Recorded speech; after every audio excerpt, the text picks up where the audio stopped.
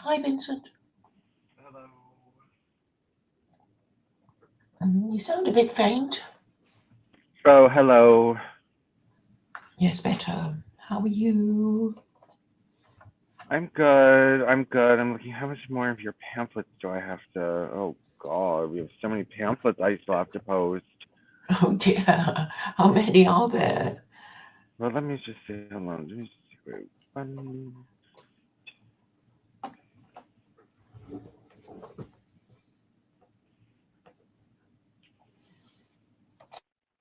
You have like 22, 23 more pamphlets to post. Oh wow. Okay. Yeah. Hold on. Right now, I have to do secular Quranism, women's class system They've come in based on useful, you know. virtue. Hold on, let me just post this. Secular Chronism Women's Class System based on virtue. Let me just publish and save it. And I will send it to you in a second. So nobody's been talking about your. Um, I don't know if they're just refusing to, or it's actually very hard to get them to read it.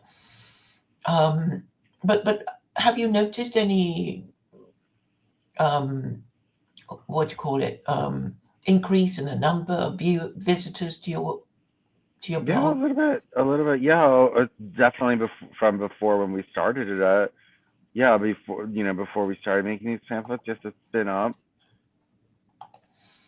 Yeah, I mean, I sort of make it a point now, like, oh, have you read any of the links at, blah, blah, blah. And um, maybe reluctantly, they might just sort of, oh, I'll have a look now. After she asked us 100 million times already, I might just have a look kind of thing. Um, but a lot of the issues that we raised come up, like today, and Coulter was talking to Heather McDonald on I mean, I heard this being played on the Luke Ford show, and I thought, yeah, that they were talking about um, sort of patterns in educational achievement and how they can't say it right. They can't say which group does worse and whatever. So that they were complaining about that, and I thought, oh, we did something about that, under Beyondism, and I'm so pleased that actually this is a really kind of white nationalist talking point, isn't it? It's like, yeah, give it to them. You want to monitor the different people in your country? Yeah, go right ahead. I'm going to help you. Yes, well, that's interesting and interesting. You actually given me ideas about how to. It would be nice, someone not me. So anyway, I have that blog beyondism dot no, religionofbeyondism.blogspot.com, and look, his books are there, his catechism there, his chapter summaries are there. Um, it is a cohesive ideology. I don't subscribe to it 1000%, but it is a cohesive ideology, and like anyone could take it and advocate for it in their own way. And one of the things you just got me thinking is, yes, I mean, what if there was like a Beyondist think tank, and this Beyondist think tank encouraged America to keep racial religious statistics? Well, it already does that, doesn't it? But it maybe it doesn't exactly.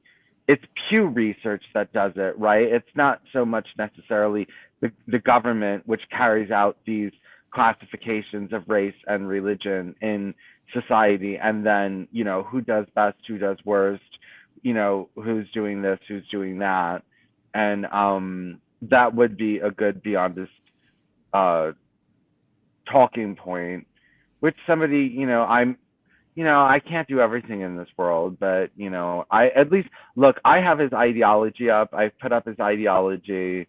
Um, I've put up his books. religionofbeyondism.blogspot.com. It's all up there for everyone to see. Been up there for a while. So if you're interested in Beyondism, which we haven't even, if this is the first time you're ever hearing about it, well, go to the blog spot. It's just that, Claire's adopted this into her system, which I'm glad. It's interesting that you've adopted it in like that. Did you read any of his chapter summaries, or were they too much for you? Oh, no, I haven't. But why don't you explain it for the benefit of people who've never heard of it before and maybe listening now? Okay, so basically, he said it's about trying to find the best moral systems for society. So basically, he said, look, we don't know what the best way to live in the future is going to be. We don't know who has the best ideas, who has the best social system, who has the best religion, who has the best genes to live in the future. What are future requirements going to need? You don't know what the future is. You don't know what. So he said it's best to diversify your genetic and moral and religious and cultural portfolio. So he said all the different nations should go on their own little expedition to create their own, racial genetic hygiene, and at the same time their own culture, their own religion, their own moral thing. And then what happens is you monitor all these different varying societies with different religions, different cultures, different languages, different education systems, different races, and you compare and contrast them, and you say, okay, well, what societies are working the best? Who has the highest this? Who has the highest that? Who has the best happiness, the most birth rate, the best economy, the lowest crime rate, all these other kinds of things. And then everyone borrows from whoever's doing the best. Everyone says, okay, well, this group is doing the best at this, so let's borrow their this. This group is doing the best at that, so let's borrow their that. And then, yes, but everyone stays a separate nation, but they diversify, compare and contrast, and then absorb best practices into their own societies in order to just find what's best for human society. Yeah, to keep everyone running. But it's dependent upon diversity, but then absorption at the same time. And do you think there are already enough diverse groups in your country without going to the trouble of creating some more? Well, yeah, I mean there is, but it's that wouldn't be enough diversification for Cattell, meaning that he actually wanted people to break off into isolated, Italy for Italians, Germany for Germans, Africa for Africans, and everyone kind of stays within their own zone mostly. And America was not exactly what he was looking to do in that. Yes, there are divisions, but we all live amongst each other. We're all employed in the same places. We all go to the same schools.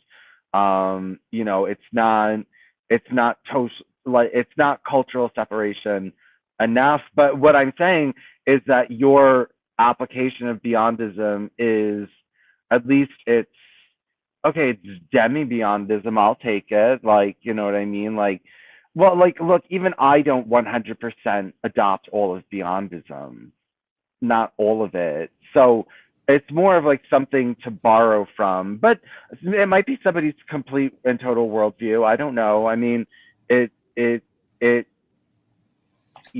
could be. It's supposed to be a worldview.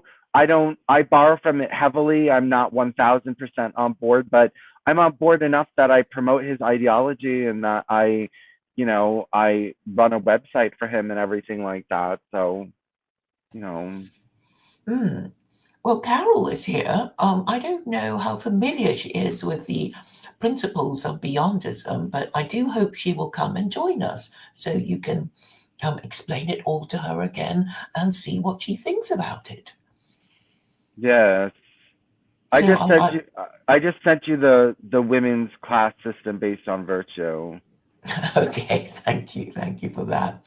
So I hope, I mean, it would be helpful, for us to get, the views of other people. And I know, although it is tremendous fun, and I'm quite happy to make pamphlets forever. we sort of need to run it by people who may not be so pleased about it as maybe we are. Please. I mean, I don't know. That's interesting. Like people No, being I've said, I've also, okay, Robert Corbin. I said, come on, just tell me, have you read it? He said, it's just Grob praising you, and he didn't. And so that was, a reason not to dismiss it. But anyway, hello, Carol. Welcome, welcome.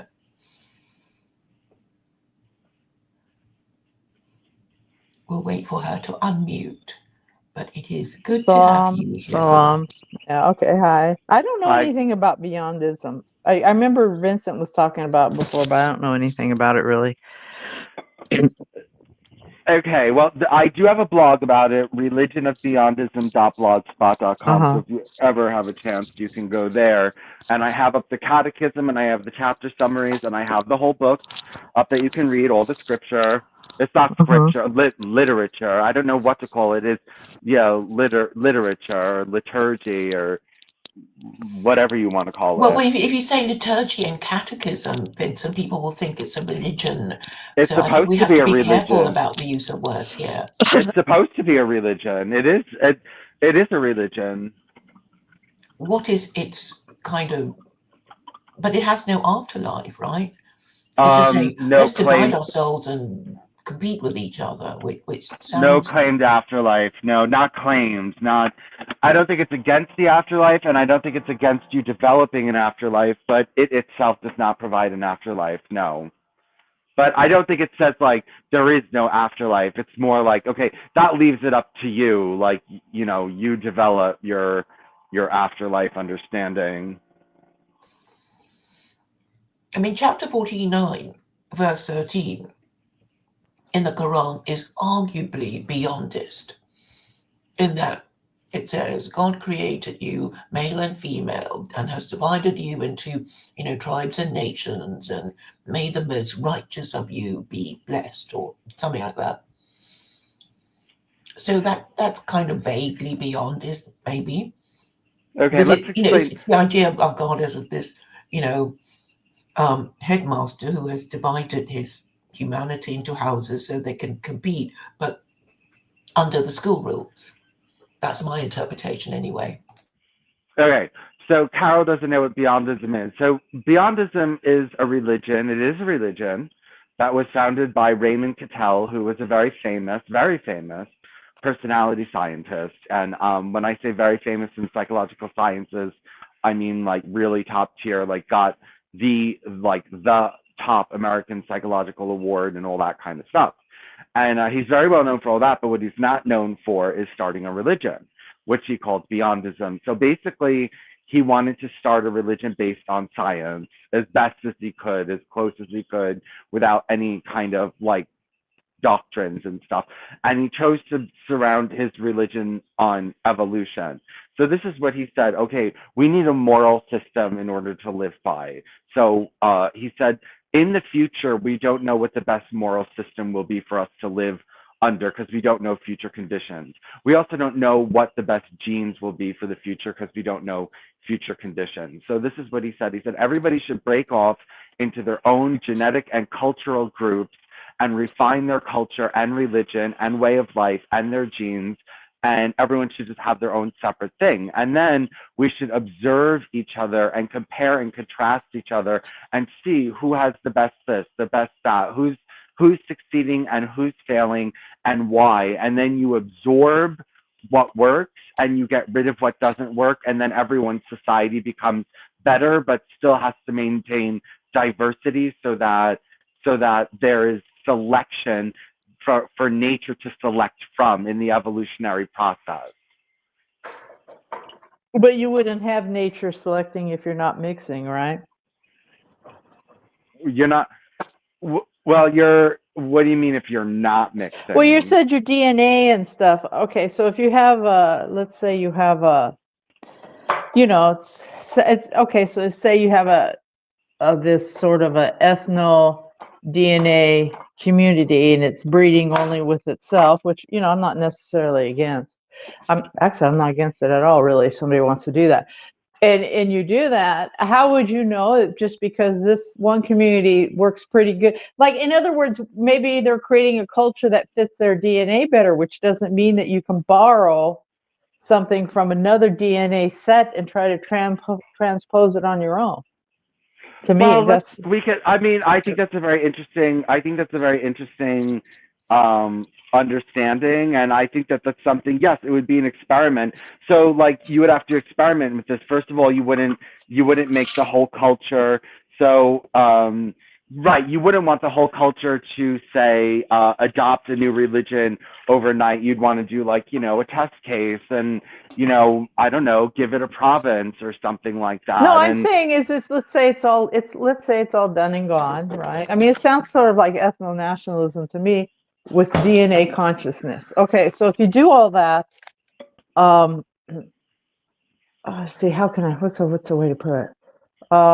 Okay, so let's say you have a kind of an ethno state of a bunch of Irish people that are into Beyondism, and then you have a bunch of I don't know. I'm trying to think of something.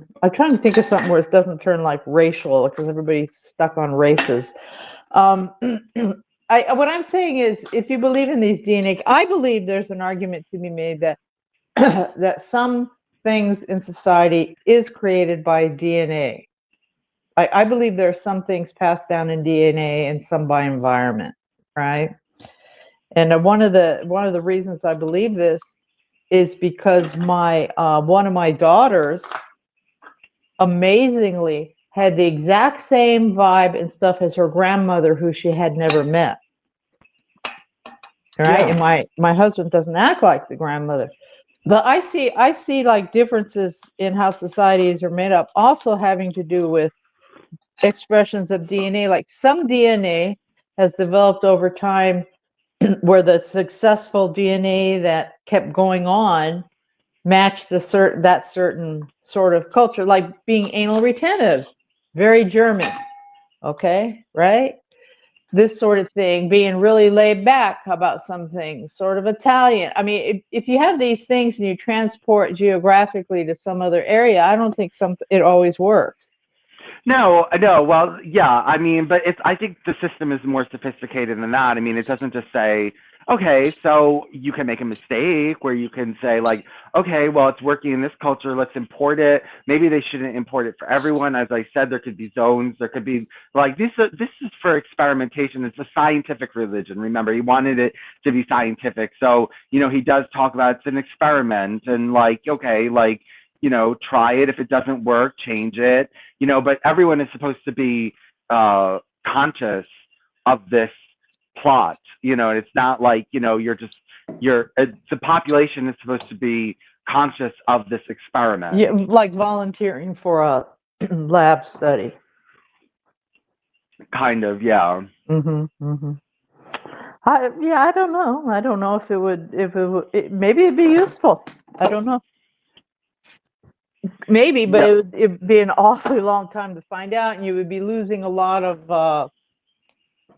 Why would it be a long time to find out? You would just say, because okay, of the lifetime of humans, and then reproducing within that society and going down. You're going to lose a bunch, and then it would be difficult to actually carry out because you still have a mixing in the wider society and in the schools, from what you're saying, or what I understood you to be saying. In other words, it's not closed off. It's not a closed off society. I don't know. I don't know. It would work. It's interesting. And it's kind of an interesting idea, but I don't know if it would work. I don't know if it would really work or not. And then what? You have to quit your religion if you don't want to.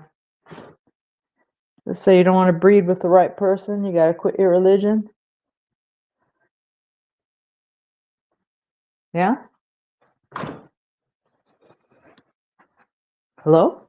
I didn't quite understand what you meant when you said about breeding and stuff.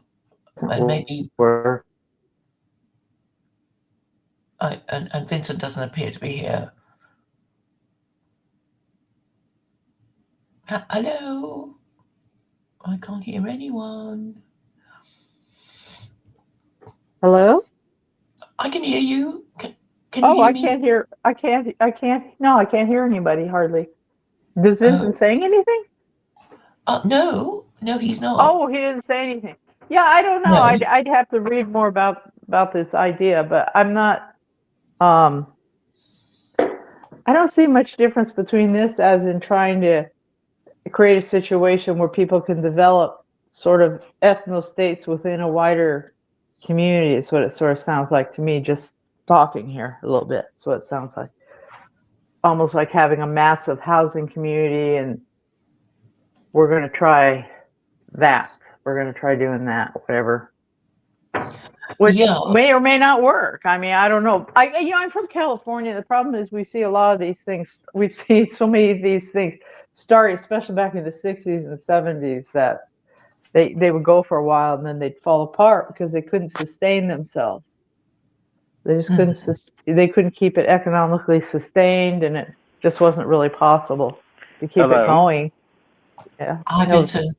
Yeah, no, I got a phone call. No, well, this isn't some 60s, 70s commune. This is more kind of like, just like, okay, limiting immigration into Italy so that the Italian gene pool can kind of like stabilize and their culture can stabilize. And then, it can be more of like, an experiment rather than, okay, just open it to every culture, every race, everyone come in and just make Italy into an, like, just an ever forever melting pot, and no conscious direction of either culture or genes. You know what I mean? Like, you don't want, just unconscious direction of cultures and genes is not desirable. Yeah, but the point is the people who object to the incomers, invaders, conquerors, whatever you call them, are already, well, you can only defend your territory if you defend your territory, if you know what I mean.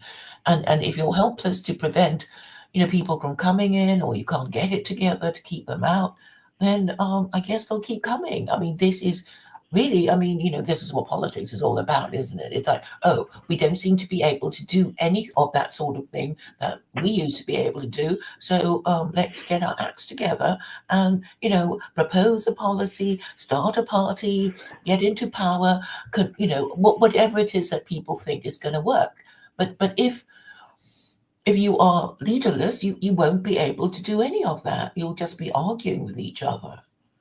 And really, when you talk about these groups, you're actually trying to assess how cohesive they are as a group.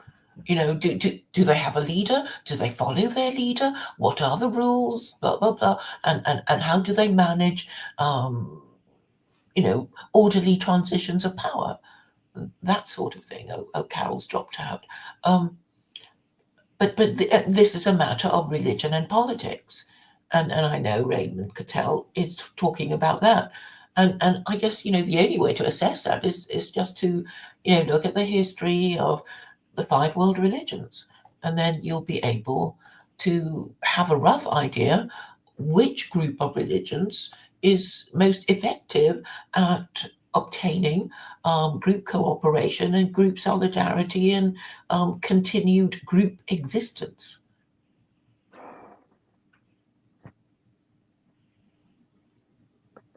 Yeah, well, you want to look at continued group existence, also quality of life. You know what I mean? You want, to look at quality of life. So, Well, quality of life is sort of, it's like, look at the Jews. Sometimes they were doing well, sometimes they were not. But the main thing is that at least we can all agree that they're still around, to be annoying to Gentiles. That is the only objective criteria. And then if you want to objectively measure the achievements of Gentiles, you can only say, well, which group of Gentiles has the most expansive empire? And then it would have to be, well, the Western imperialists, they were the ones who are, good at war, and they're the ones who have three global empires, but something is happening now. Well, I think it'd be really hard to measure. Yeah, because you're going to have one geographic area, then you're going to have another one, and then you wouldn't be able to say that that was the only constant that was different. Well, I you could mean, say that Christians have had three global empires. The Catholic was the first empire. Sorry, the Spanish Empire was the first one who was talking about the empire on which the sun never set, and they said it in Spanish, and then the British came along and said it in English, and well, America is ideally placed to send its navy from the eastern seaboard and the western seaboard to police the world. So it's all happened, but obviously, if you're thinking in terms of empire, it will be, well, how big is the empire and how long did it last? no, I'm thinking more in terms of what Vincent was originally talking about. It would be really hard to run this sort of experiment with all factors being equal, except the actual idea of the community. That's impossible because we live in the real world. We live in geographic areas, but it's an interesting idea, and it seems to me to be a way to encourage ethnosy. I don't know. I'd have to read about it, and I'd probably have to read the book of the guy who came up with the idea. There's chapter summaries at that Yeah. religionofbeyondism.blogspot.com. There's chapter Okay. summaries. Yeah. I'll try to look at it, Vince. I'll try to look at it. Yeah, go to Vincent's profile, and Mhm. you will have a list of his many, many blogs. But what I basically incorporated ideas of Beyondism into secular Quranism because what Vincent and I are doing now is generate pamphlets and stories about this imaginary secular Quranist state of America. And one of the things that we said we would do, apart from legalizing brothels and a number of other things, is having registers of race and religion and cross-referencing them in terms of I don't know, educational achievement, criminality, ability to stay married, illegitimacy, and stuff like that. And I'm saying in this future utopian or dystopian, if you prefer, there would be these registers of race and religion kept to keep track of the different achievements of the different groups of people in America.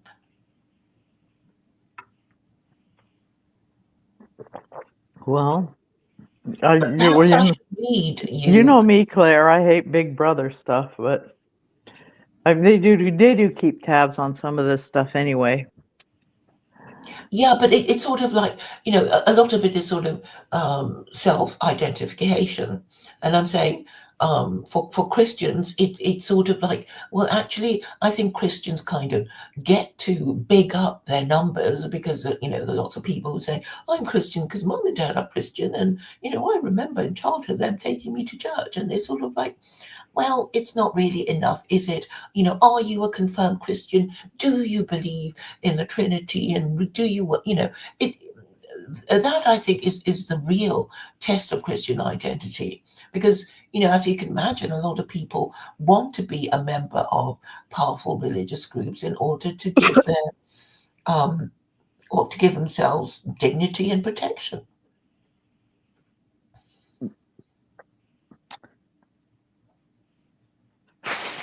Well, it used to be white people, you were either a Christian or you're a heathen. So they came up with some people who had different ideas came up with some religions that they, like Christian Scientists, okay? That's not really you can't really say that's the same as a Catholic or something, or a Protestant. You can't really say that. Like a bunch of religions like that, because if you totally disidentified with Christianity, you were considered some sort of heathen, non-human kind of category. Basically. More than a heretic. It was more than a heretic. It removed you from society. It removed you totally from white society, and those white founding fathers they were pretty much Christian heretics, but they weren't going to remove themselves all the way so they could be part of the heathen, non-white, you know what I'm saying? I mean, there's different reasons why that came up, but the U.S., the idea was, so they said, okay, we're going to promote this freedom of religion stuff, but that also means you can define religion for yourself. Like define it for yourself, how far you're going to go with it and how little you're going to go with it. So there is an aversion in the United States of having someone else tell you what you are. But you understand? Of course, but it's sort of, well, you can't say, well, I'm a member of the Republican Party and you're not. Right? I mean, it would be ridiculous if you can just say you're, it's the same like now. It's like, oh, today my pronouns are he and him. Well, in religion, it is that fluid in the United States. It can change from day to day. It can be syncretic. It can be a hybrid. It's just a weird, it's a different religious scene over here. It's just different because of your First Amendment. Because in Europe, because that's how the way the people are. It's the way the people are. It's the way the people are. Okay, so the Republican Christian, whatever that is, the Protestant evangelicals or whatever, they want to act like they own the rule on Christianity. Well, I don't think they do, and I don't. I'm not a Christian, but a lot of other Christians don't agree that they speak for them either. So you're going to have this criteria written up to decide who is or isn't Christian. And it's going to make a lot of people mad. Yes, but it's necessary because otherwise you're not having a proper. You're not properly categorizing people, and you're not properly measuring their achievement. Well, the way they do it, Claire, the way they do it is they infiltrate through public school, and they ask a lot of personal questions. One of them is the military cards. Another one is these senior projects when you're graduating. They do ask questions. They do try to get this information going in sideways, trying to do it, and then they keep the statistics. They do try to go in sideways at it because you can't ask directly here. Right. So well, what I propose is there will be, all these registers of people who want to identify as Jewish, Christian, etc. And there'll also be a group for the atheist agnostic, and I will be in that group. And then who's going to run that group for the Muslims? Like, who's going to come up with the criteria of what's going to be classified as a Muslim? Well, Muslims can self-identify. Oh, why can Muslims self-identify and no one else can? Because Islam is the kind of religion that allows for it. Because it's like, well, it's so easy to be a Muslim, right? You just recite the Shahada and you're in. But as and yes, you can become an ex-Muslim by renouncing your religion or obviously converting to another religion. But for Christians, I think the problem is that if you haven't been confirmed or baptized or chrismated, if you want to be an Orthodox Christian, you're not in. You can't just say, oh, I'm just this, like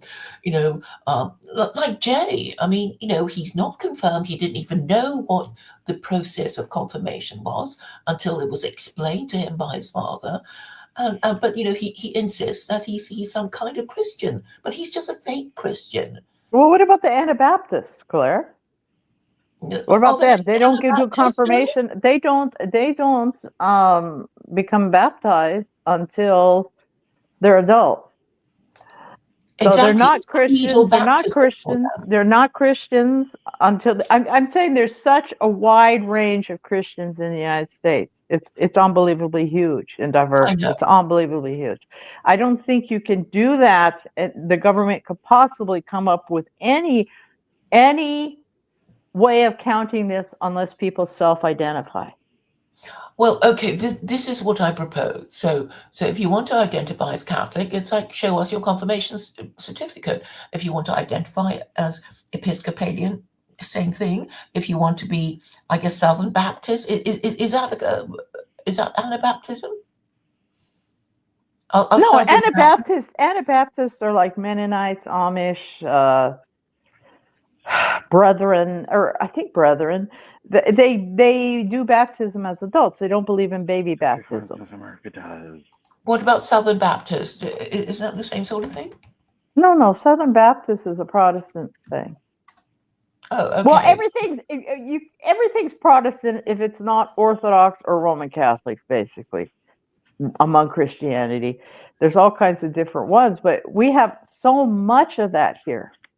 We have so much different ones that they can't possibly come up to. Now, I can't say if the Catholic Church wants to say someone's not a Roman Catholic, they're not on our rolls.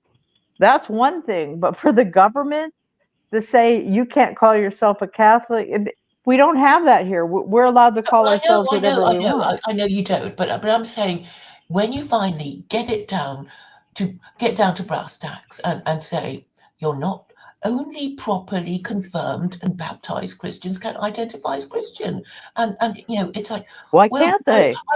What? But here they can. Here they can because you can create.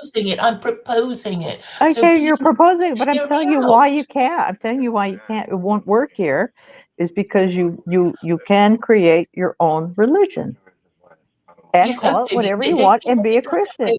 Religion, fine, but obviously only the big ones matter, and if you're too small, you're just a cult, like Nation of Islam and Scientology. Well, you had the government involved in that. I don't know, because it wants to keep. Once upon a time, Carol, the government kept it. If you had an ID card, it would say your religion. Well, they used to say it on the passports. Exactly. So it's not that completely unheard of. Now I'm looking at the Southern Baptist Convention, and it says it has creedal baptism. The person is completely immersed in water, and that is a believer's baptism. So I mean that's close to Anabaptism, isn't it? Because the reason why Anabaptism is that you're baptized. Okay, like. All right. In the Orthodox Church, you're baptized, which begins the process of theosis for yourself. Okay. So then Christ made it. I mean, this stuff, it goes up like that. With Anabaptists, they don't believe in baby baptism. They believe when they become baptized, they're joining the church. They're actually. It's sort of if you think of Jews, it's like for boys they have the circumcision, and then if all goes well they have their bar mitzvah, and it's like look, you're one of us and you've been confirmed. Yeah, look, I understand. Okay, I get it. You kind of like this idea. Look, if you're going to do that, well, the most they can do, it's a law here though. The most they can do is go over maybe it's to ask the Catholic Church, we want a roster of all your members. And guess what? They're going to say, screw you. Yeah, okay, then you have no members. Why are you being like that? Because you're ashamed of your meager numbers and you won't tell us. So, well, I guess there are no Catholics in America. It's a failed religion. Then. If you're so scared involved. If you're so scared of revealing the actual numbers of confirmed Catholics, you won't reveal them. Well, I guess your religion is screwed, right? That's the idea. That's why I'm doing it. Well, you can do it. Go ahead. Yes. So I'm trying to tell you why I'm doing it, right? You don't have to like it. I'm just explaining why it's being done. And if the Episcopalian Church says screw you, we it's like, okay, I guess you're too ashamed of the very few numbers of people who get confirmed. That's very sad. All right, next, and then all these people will maybe even Muslims in America. What's the point of it? What's the point of it? Because I'm trying to show under the principles of Beyondism. Like, which group even has the cohesion and organization to say, yeah, we've got a members list. And the Catholic Church is saying, no, screw you. We're not going to tell you. Oh, well, okay, so you want to do it for the Beyondism community. So maybe they could do that. I mean, people are I'm volunteering to telling be you, in it. okay, I'm trying to tell you why I'm doing it. Because, okay, in my view, Christianity doesn't work. It's just a cultural affiliation. Nobody really believes in it. It's all, Rudolph the Red-Nosed Reindeer and, Christmas and shopping and chocolate eggs at Easter and that kind of thing. Nobody really believes in it. And that's why it's not working. Christians don't really care. They go with the flow. If fornication is okay with the government, it's fine by Christians. They have no principles. And I'm saying you can't have that sort of religion and expect things to go well for you. Well, no, you can't. But I don't know what's that got to do with having a government, or not government, beyond this. Okay, I guess I'm going to have to read his blog. No, you don't need to. I mean, I'm trying to explain it to you, and I hope you will, just Well, get over wait, your dislike of it. Carol, just Claire is applying this in an unusual way, just so you know that this is not like her system is not fully.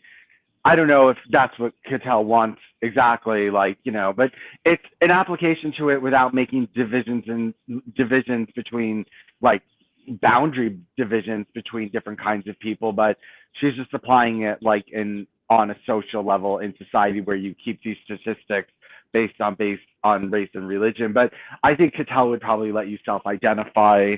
But I don't know. Maybe she is being hyper scientific about it, and that she wants heretics versus non-heretics, or you have to be confirmed and all this other kind of stuff. I don't know. Yeah, because I mean, I think I have discussed with Carol this idea of Sheilaism. Have we done that, Carol? Have we talked about Sheilaism? Oh, well, that's around. People make up their own thing. Yeah. Yeah. So I'm saying it's a polite way of calling such a person a heretic, because I guess in the olden days they would be called a heretic. Everybody's a heretic if they're not whatever it is that the person is. All these, it's almost a academic classification to me. You have to be a member of that religion before you can be called a heretic. I mean, there's no point calling a Jew a heretic, but a Jew who expresses heretical views, considered to be heretical by other Jews, would be a heretic. It has to, as long as you have a church, then, even if other denominations call you a heretic, it's okay because you have the protection of your church. Be you, well, it's obvious. It's obvious if you have a community and there's some way to identify that community that those people are going to have more power than an individual. I mean, that's obvious. Those people call themselves, I'm a non-denominational Christian. And you think, well, what does that mean? And it just means you hate your fellow Christians so much, you can't bear to be in the same church with them, and you don't go to church. And there was an argument recently between these Orthodox Christians, and there was this woman saying, well, I'm a non-denominational, and basically the Orthodox Christians were putting her in her place, because I think she used to be some kind of Baptist and she no longer goes to church, and the Orthodox Christians were saying, well, you are lower status than us because you don't even go to church. So I mean, in terms of I guess church power, I mean, I would say because of America, the Protestants won the War of the Reformation, because, well, after the Spanish-American War, you kicked out Spain, which means kicking out the Catholics, and you I remember you saying, and I think Stephen was sort of saying, oh, please don't use the N word, because you said the Catholics were the ends of America. They were when I was a kid, yeah. Yeah. So things have changed now because, people don't take these I think it's because people don't take Christianity seriously. So, it just becomes a kind of amorphous mix of, using the brand of Jesus. But I haven't told you what I'm going to do to the Jews. and they won't like it either. Mm-hmm. Which is to put them to have a separate register for them. As well, there would be a register of Jews, and there would be a register for observant Jews and a register for heretical Jews. So who's going to be a heretical Jew? Everybody that's in the conservative and reform Jews?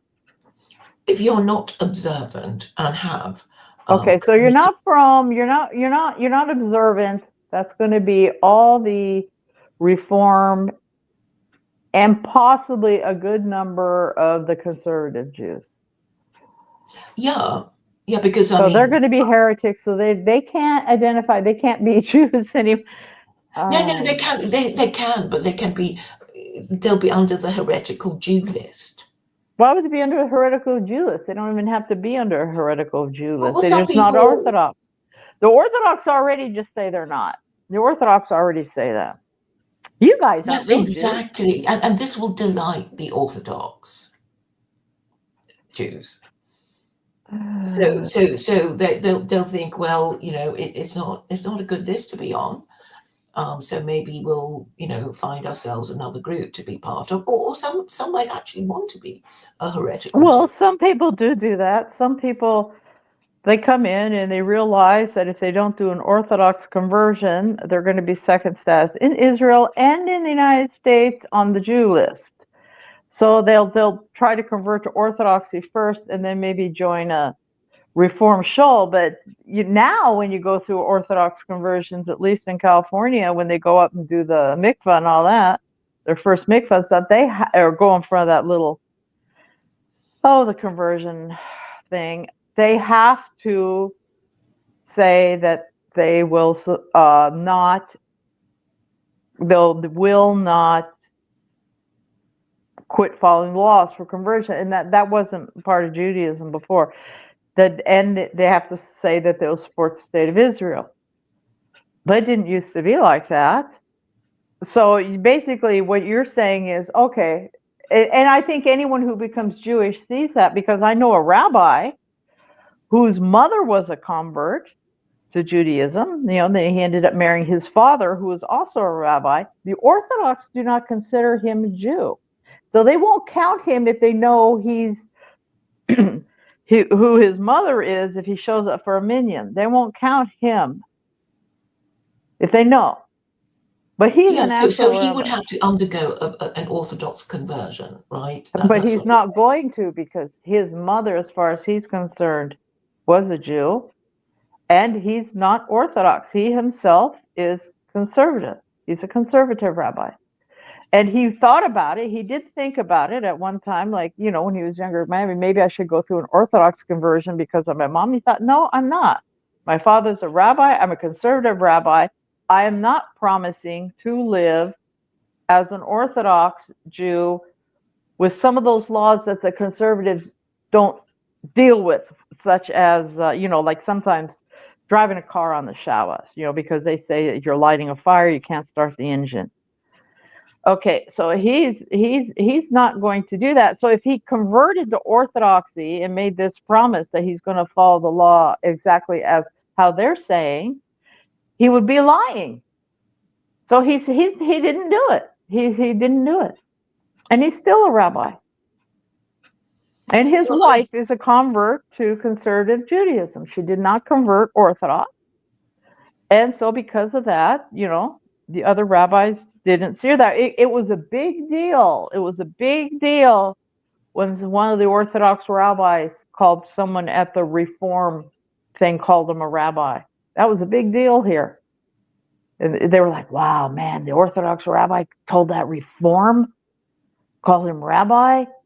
People couldn't believe it. It was a big deal. But they already had that hierarchy stuff going on. I don't know why the government has to get involved. You want to count people, they're going to have to self-identify. This getting people's lists of their members, they can ask how many members there are. I don't think they have a right to know exactly who they are unless somebody wants to divulge that. To me, it's personal. It's personal how I practice my religion or what I do about it. I consider that a personal decision. I Well, don't like people getting that much into my business. well, I mean, you just have to say you're Muslim. I mean, that's I don't want to even have to answer the question sometimes. It's um none of their damn business. I'm sick of it. I'm sick. I don't like people in my business. I don't want people in my business to this extent. It's just getting more and more and more. Everyone's in everyone else's business. It's a personal decision on my part. Okay, what sect are you? What I'm not interested in this. I'm not interested in having okay, to. well then you can refuse to say. I mean, No, Muslims. I'm saying I don't think the government needs to know. Now, if you're in the military and they say, well, would you like to tell us what religion you are in case you get killed on the battlefield? We know how to call somebody to get you buried the way you want to get buried when you come back in your body bag, or if we can't bring you back in a body bag, that would be nice. Yeah, that would be cool. But in general, I don't think it's anyone's business. And Well, don't unfortunately, you think the government has a right to know, who's what? I mean, no, no, I don't. No, I don't. there's a registry of birth, marriages, No, I and don't. death. I don't think they need to know my religion. They don't need to know my personal political affiliation. They don't need to know any of that. They don't have a right to know. They don't have a right to know Okay, for but I me to mean, go say I'm a maybe communist. you don't want I to had a defend job. your principles. No, I mean, I don't basically want to do that's it what all it day is, long isn't every it? day. I don't want to do it all day long every day. I applied Okay, for a then don't job do one it. time and shelving books on the children's section of a library. This was back, way back. I had to sign these papers saying I had never been a part of the Communist Party. Well, I'm sure you don't have I to don't do want it to live like now. that again. I don't want that kind of stuff going on anymore. Little carryover from the McCarthy era. No, I like people just being whatever the hell they want to be. That's Well, what I but like. that's the problem, isn't it? I mean, you don't think that's a problem. Everybody can say whatever they like about their religion and pretend that they're all going to heaven. That's I how don't nothing care can who's go. going to heaven. I don't care if they No, think they're no, no, going no. to heaven. If you I have a religion, then defend it. And if you Claire, don't have I to don't defend it, care. I then don't don't care. defend it. I don't care if somebody Okay, else fine. thinks I'm going Okay, to heaven or I not. get it. You don't want to defend it, but I And mean, I what are didn't you say doing that. here? Claire, Why are you don't do calling this yourself white again to me. woman? Don't start this up. I don't care if somebody thinks I'm going to hell. I don't care if every Okay. I don't evangelical care thinks either. I'm going to burn or roast in hell. Okay, but why do I you call don't care. yourself white Muslim woman? Well, I'm promoting. I'm just trying to promote the idea that maybe at this time the white Muslims need to marry each other, So and you have political views. You're kind of saying, so you have an identity you want to defend. You can't have it both ways. no, I'm not defending anything. I'm just promoting an idea. Okay, no, That's the idea you're I'm obviously more doing interested in it promoting. I'm not and a promoting woman. anything else. I'm not promoting anything else other than giving some voice to this, that maybe it would be a good idea if the white Muslims married each other, and Yeah, so that you're maybe promoting whites need to marry each other. ethno-nationalism. What? You're promoting ethno-nationalism of Well, I'm the Muslim promoting the idea. world. Oh God, you know what? I thought you guys were talking about something else on here. No, but this is we were, because the whole idea of dividing people into these groups is in order to be able to see how they're doing. Well, I To haven't read the blog yet. I probably shouldn't have came on because I don't know what it is. If you well, want to talk about in the context of Beyondism, I'll have to read that. I don't know enough about say it in the context of that. I don't know. we can read to you the pamphlet on Beyondism. Well, no, you don't Is have to that read it. I can read it later, but I'm just saying I don't know. I seriously doubt I'm going to. Registry of Races? I mean, we can do it just for the fun of it, so you can have a bit of a rest. Do you want to do that? It's very I don't short. know what he wants to do. Go It was ahead. your guys' face. Go ahead. You can read it, Claire. I'm just giving my birds their bath. Secular Coronism's Registry of Races. I thought it was Beyondism. But Yeah, she's adopted Beyondism. You've adopted Beyondism? into her cult. Yes. Oh, It's so not my second. cult. Okay. I didn't know this. I didn't understand that when We're you guys having were people first talking. listening to our streams, Carol. That's so bad. I have a lot going on, Claire. I know. I'm only kidding. Below is a detailed party pamphlet for the Secular Coroners Party of America, SKPA, outlining the introduction of A a little bit registry slower. of races. A little bit slower. Read it a little bit slower. Modeled after the existing registry of religions to monitor outcomes within the Beyondism framework of Raymond Cattell, using all the data provided on secular Quranism, its definition, laws and secular Quranist constitution, the SKPA party constitution, the SKPA manifesto, and prior pamphlets. The pamphlet incorporates the British Police IC codes for perceived ethnicity, emphasizing that citizens do not self-identify, but are assigned codes by the government based on perception, aligning with the SKPA's data-driven approach to social evaluation. Okay. So from that, I'm understanding we're going to have these other races that are generally picked by appearance, and you're not going to do a DNA test on everyone to prove it, right? Yes. That's what we're talking about. Okay, go on.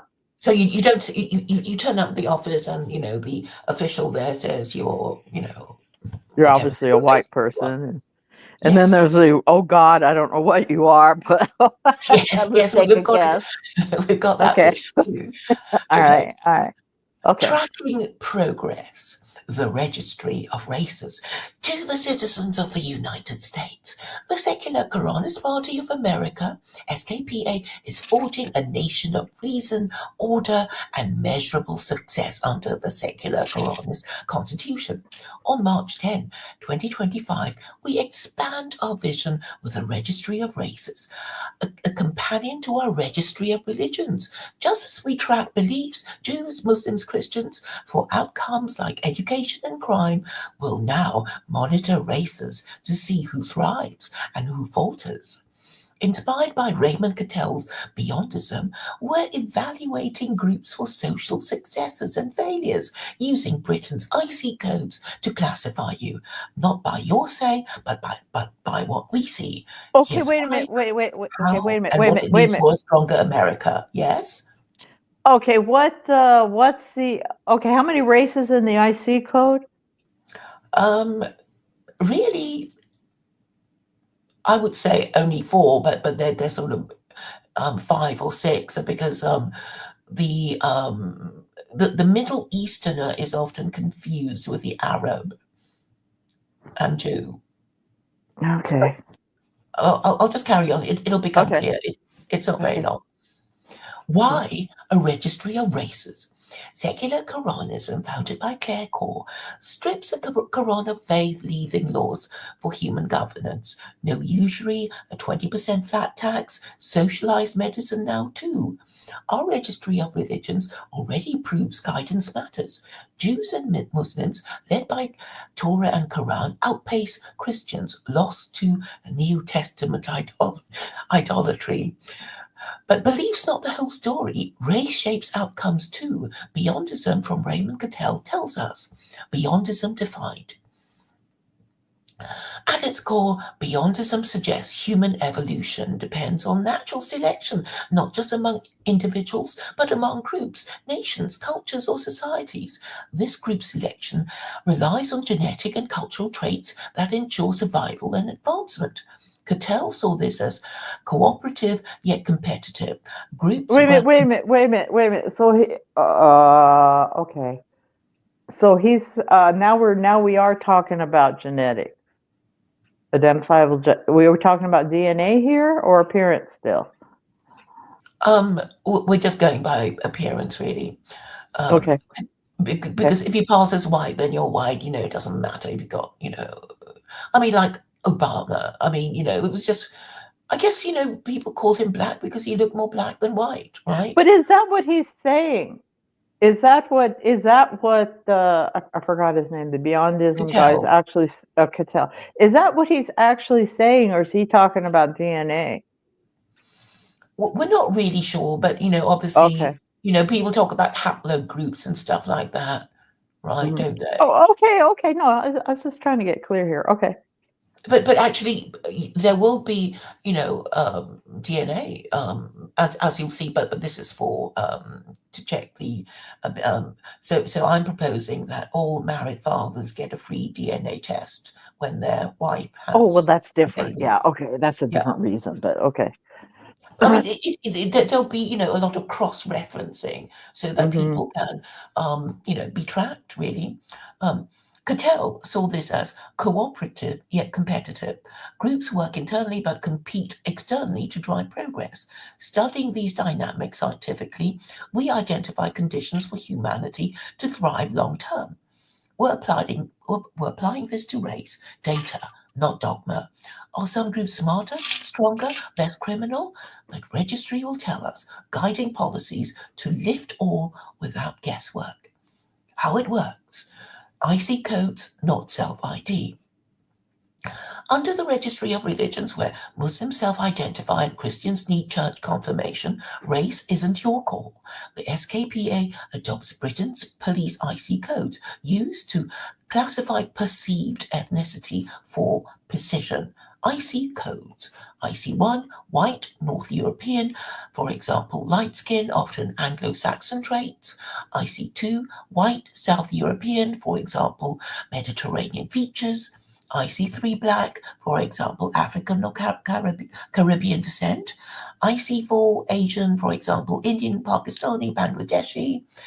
IC5 Chinese, Japanese, or other Southeast Okay, Asian. so they're separating. They're separating. This was mostly so you could do police calls, wasn't these IC codes? But what? So you're separating Western Europeans from some of the Southern Eastern Europeans. Right? So they Yes, kind of got two categories going on there, and okay. yeah. So I've just read IC5 for the Oriental, and then IC6 Arabian or North African, for example, Middle Eastern traits, and IC0 unknown or mixed when unclear. So I don't know if you heard about the Oh, that's killing the. Oh of. my God, what is it? I don't know what you are. Yes. All right, I don't know what you are. Okay. All right. Okay.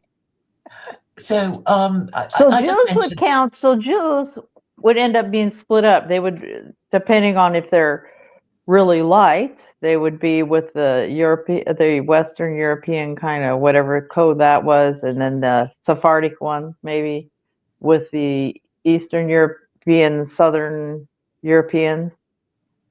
Yeah, I mean, you can be black and Jewish. I mean, in theory, I could convert to, Orthodox Judaism, couldn't I?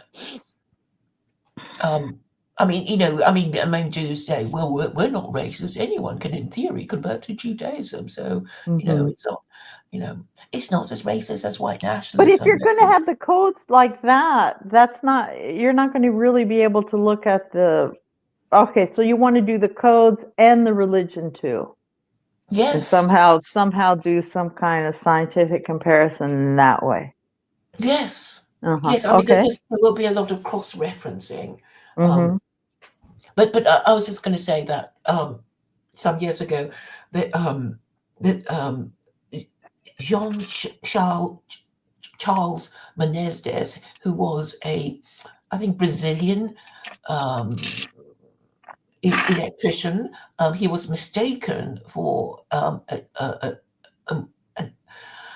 Muslim terrorist, and he was shot on the London Underground. But he was actually South American. Oh yeah, they killed some South Americans. I think got killed up in Fresno one year. They thought they were Arabs. People thought they were Arabs or something and killed them or something weird. Yeah. Yeah, so I think that there needs to be, because they're easily confused, and they do look quite similar. So maybe this should be, revised or something, or because really there's only four. I would say really only five groups, and if you have too many, it'll just confuse the issue. But anyway, I'm just going by what the police say they are. Okay. Carol, I just wanted to let you know you were asking these IC codes and like just determining people what they are by their outside features. No, is not what Cattell was calling for. She's modifying all this. Cattell, yes, was talking about genes and Yeah, that's what I haplogroups. thought. Okay, yeah. Yeah, it's okay. I'm listening to her. It's okay. I understood that when she mentioned something about him and genetics. I understood that. Okay. Yeah, because I'm going to have it where married fathers will have a free DNA test performed on the child of their wife. So, there will be DNA records, it will be collected and, used. Okay, so we can continue. Now, where was I?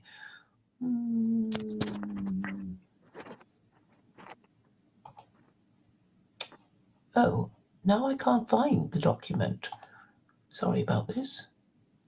Oh, yes, here it is.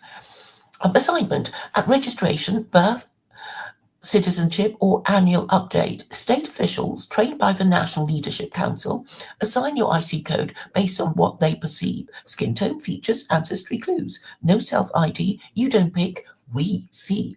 Why perceived? Self-identification's messy. People lie, waffle, or dodge. IC codes cut through, giving us our data for Beyondism's lens.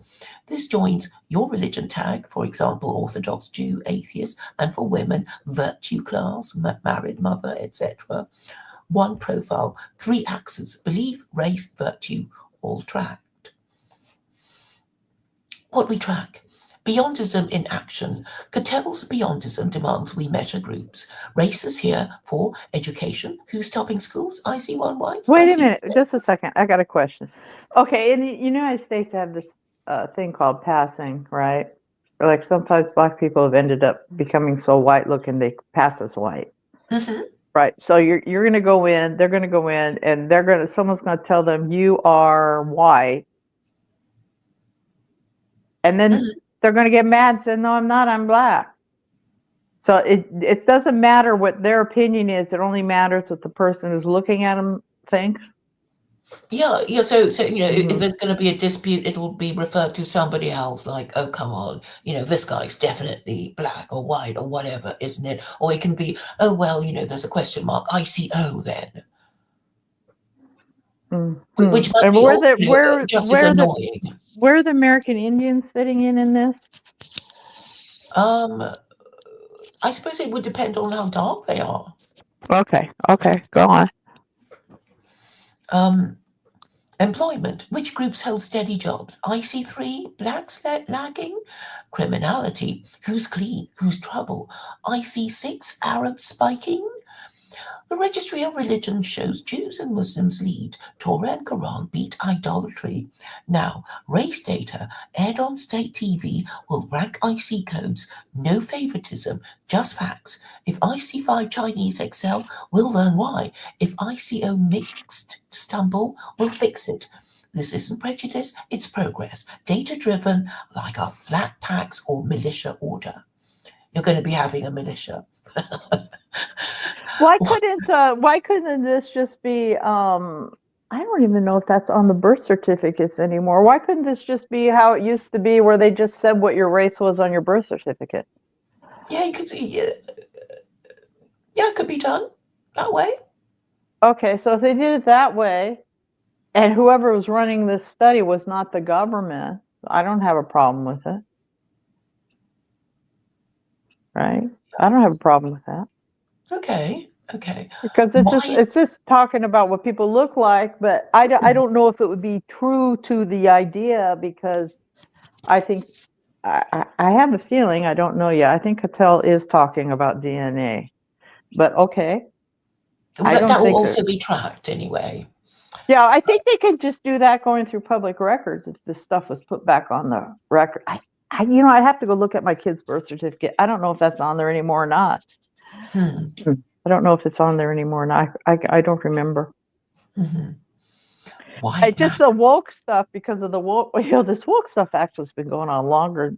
You could self-decide what your race was in the school. Yeah, like and you were that allowed woman. to change it twice. That's a really funny one. Really? Yeah. You, Like Elizabeth Warren, right? you, Pocahontas. well, you could use it to get out of a school you didn't want your kid in. Like, okay, say you got a white kid, you didn't want him in the all-black school because that was the neighborhood you lived in. You could say, my kid's black now, and then they could be bused to the white school under this. Okay. Yes, Yeah. you should read my pamphlets on A, B, and B plus schools. I know, Davey. I got that, the bastard school right away, Claire. I got that one. Okay. So, and we have some stuff like that in the US. We do have some schools that are actually like that, but they don't really talk about it very. Yeah, they did. They had some schools for black kids Reform school, that you were mean? like that. Yeah, it was like that. It's called reform school, right? Oh. No, they hadn't done any trouble. They hadn't gotten in any trouble yet or anything. It was just they were putting them in schools because they didn't have any fathers. Okay, they did have that in some states, but they didn't call it bastard school, and they tried to, clean it up a little bit so it sounded a little bit more politically correct. But they definitely had that. They did have that in a couple states. They did. I'll have to see if I can find that one. But yes, please do. That would be lovely. Yeah, I'll have to try to find, but they definitely did. But they didn't call it bastard school because we're not going to be that mean. But it was like it was basically for black kids who didn't have fathers living in their homes. They set them up because they're trying to give them a chance, and they make it sound like underprivileged and all that, but that's what it was for black bastards. I mean, I thought it was like, oh my God, but they were trying to help them. They were trying to, they're trying to come up with these ideas. So yeah, it was well intentioned. No, actually, I think it was well intentioned, but people make fun of the bastard school idea. You have, well, guess what, man? That's been going on. Yes, it has. They have had that. Yeah, I think if it started tomorrow, I mean, most schools would be bastard schools anyway. But you had to volunteer. You couldn't be forced into the bastard school, Claire, which is a little bit different from yours. But you did have a way to move up out of bastard school and be an honorary non-bastard, I guess. Right. Okay. I think this is going quite well because I love your comments. All right. Okay. All right. Let's go. Okay. So why it matters. Personal outcomes. Your IC codes, stats signal your odds. Education open doors. Crime shuts them. Know your group strength. Dodge its pitfalls. Civilizations gain. Beyondism says groups compete. Races do. Jews fry sans idolatry. Muslims hold firm. Christians wobble. Trinity's a drag. Race data divides us. Okay, wait a minute. What about me? Okay, I'm a white person, right? So I have to be counted with all these immigrant Muslims and how they're doing? No, I mean, you just sort of, be... I still get to be a white person, and then I'm just a Muslim, and so we get our own little subcategory somehow? Yeah, because, it's like... How would they count me in the statistics? Let me put it that way. Are they going to say, okay, okay, first you're going to do the statistics for white people, then you're going to do it for religion, right? And we're going to do it for... Well, for men and women, it's like bachelor, married father, unmarried father. Oh God, this sucks for me. This just absolutely sucks for me. But okay, go on. Claire, I'm a failure. Okay. You're a married mother. What are you on about? No, I'm saying I'm a failure. If you're going to look at me, okay, like with the Muslims, okay, like. Well, you have a different scene going on in England, but a lot of Muslims are in tech and science, and it's okay. So I'm a failure of that. Ooh, she doesn't stack up in there. Oh my God, she's white and she didn't get her college education. Okay, failure. I get a lot of the failure checks, especially at this age, at this time in history. No Okay. college education, didn't you know? So I get to be. Here's a prime example. This Claire, one failed. How can you explain the failure here? Claire, Right? I have to step. I have to step away for a little bit. Okay. Okay, Okay. okay. Okay, Yeah, but okay, we're go having on. a lot. So yeah, Yes. this is gonna suck for me. Okay. Well, I All right. mean, I think previous generations would think all of us were terrible failures. So, I mean, I Oh, wouldn't worry the about these generation things. right now thinks I am, but okay. No, no, The I think our generation. ancestors would think, well, what's happened to them? They can't even have children. They don't even want to have Oh, from children. that What's going to standpoint, sure. happen to Sure. the Oh well, race? yeah, Claire. All I managed to do was zero population growth. I only had 2 kids. Yeah, I don't even get to. I don't even get the brownie point for producing the 2.5 or whatever it is I was supposed to get going here, right? 3.2 or something. That to Yeah, replace. and this problem, affects the East Asians too, because Yeah. they can hardly, you know, but anyway, you sort of come under them. Well, you come under the Muslim group, and even the Hindus are saying, "Ooh, Muslim birth rates in India are rather frightening, aren't they?" Because their birth rate is higher than the local Hindus, um, according to Grok. Now, let me Okay, go on. finish. Um, okay, no high tie. Public Law 102 to 14 roots America in no height laws. Justice, no idolatry. Our Jewish calendar nods to that. This registry extends it, testing all groups against universal ethics. I'm sorry. I know you'll hate this, but I've sort of proposed a Jewish calendar that, because I think Ramadan's silly because it could be any month in the year, and it's hard to plan, and the Jewish calendar is lunisolar, and I think people can't really afford Christmas anymore because it's too expensive and everybody's feeling poor, and I think there should be some attempt to. Oh, but it wouldn't really affect Americans because your Thanksgiving is still there. I mean that Americans celebrate Thanksgiving more than they do Christmas, don't they? It's a bigger holiday for you guys, isn't it? Gosh, I don't know. I don't know if it's a bigger holiday or not. It's just it's a holiday Muslims can go around because usually people aren't getting snockered on Thanksgiving. But I don't know if Thanksgiving is a bigger holiday than Christmas or not. Oh, okay, but because that's sort of what I kind of heard, because in Britain, it is still nominally a Christian country, and things just sort of shut down from Christmas Eve onwards, and you can't get a Well, train on Boxing Day, and everything. they call it That winter sort of break. thing. It gets bigger. It gets more days off Christmas Yeah, than Thanksgiving does. yeah. Thanksgiving People gets talk that about home. Epiphany still. The 12 days of Christmas, No, and I mean you get more days off in vacation time in school. So I would say Christmas might be a bigger holiday if you're just looking at that. Mhm. Yeah, it's an interesting. Yeah, I don't know which holiday is more like which one people really do the most. I don't know, but I think Christmas is a bigger deal. I think. Mhm. I don't see as many Thanksgiving stuff up around anywhere.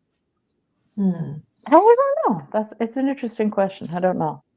Oh, yeah, I suppose you can ask your non-Muslim um, you know family members and friends what they think is the case now. But I guess I think in Britain they make a bigger deal of it, and it's like the Out of Thanksgiving, they make a bigger deal in Britain. oh, no.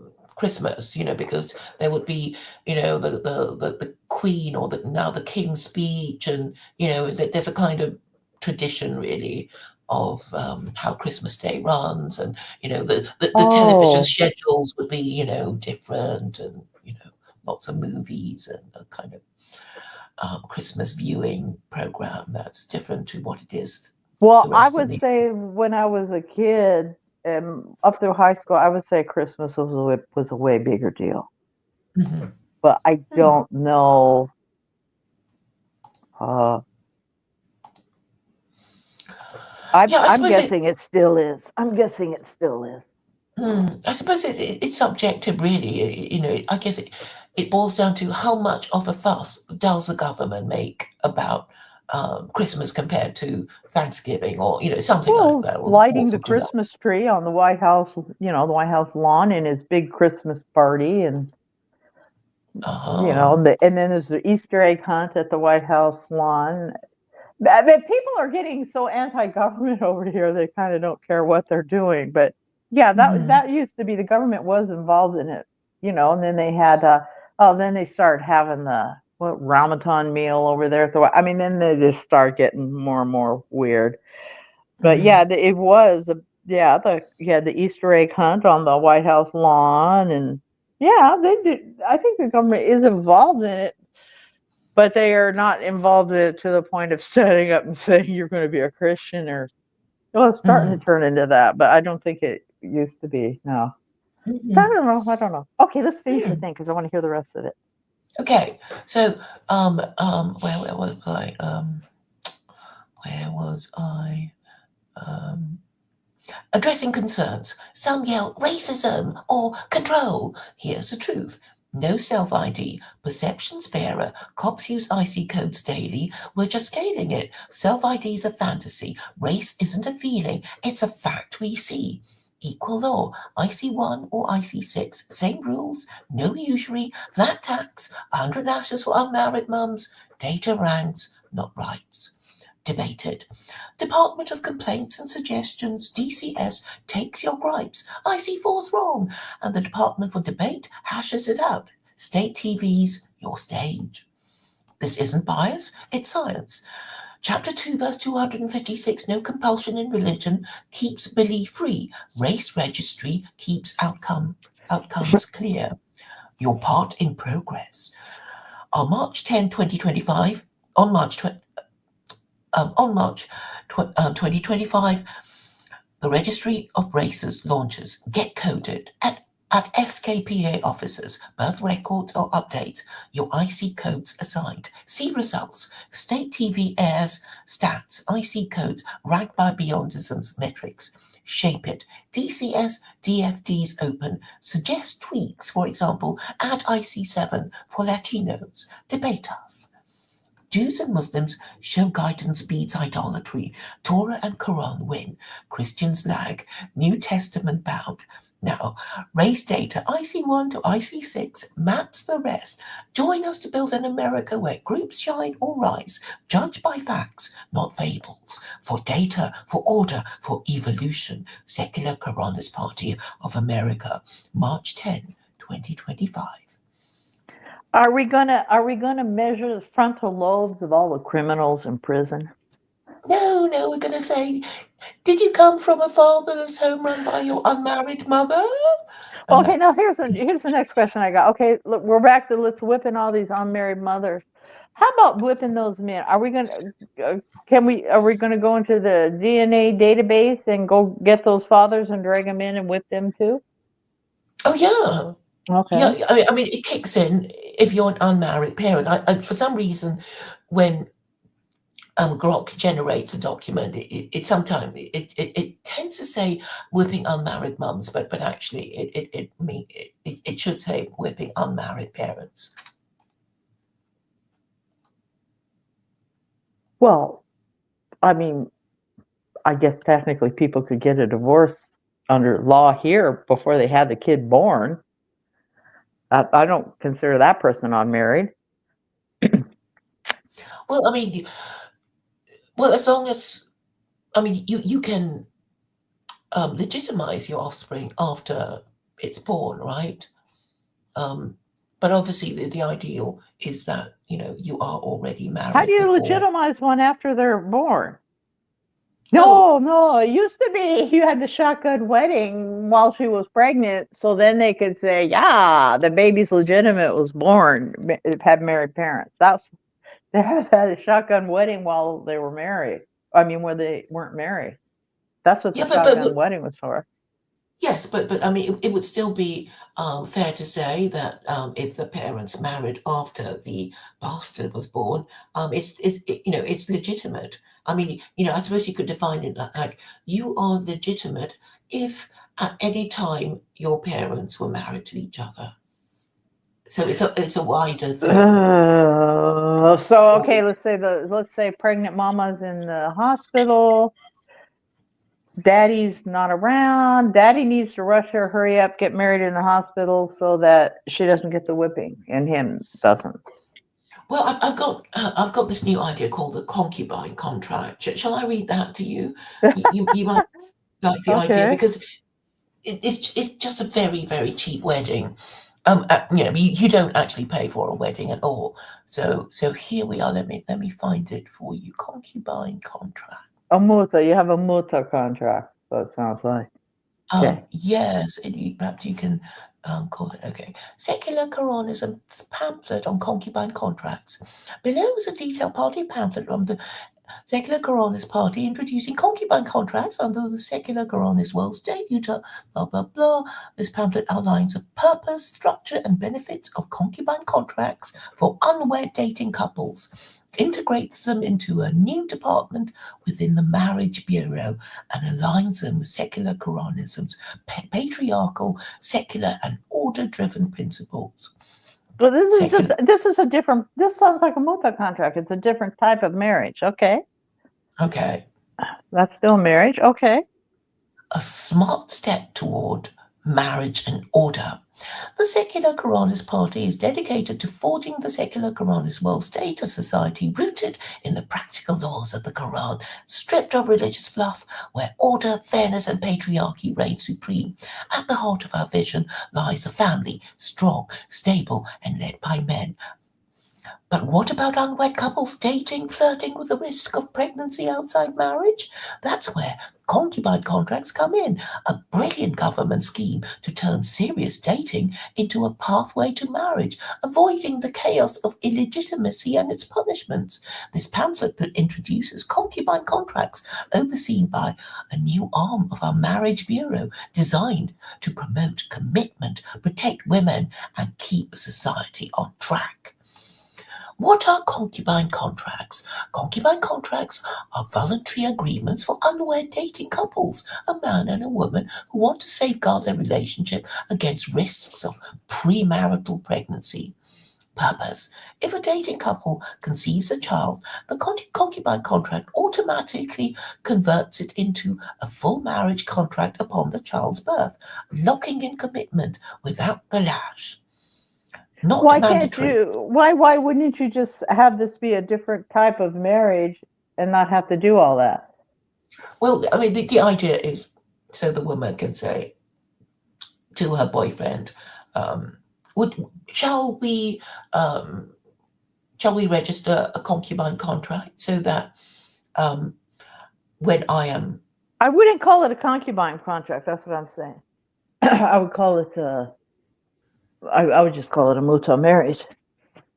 Myself, it's not really a concubine. Concubine means you sort of own the person.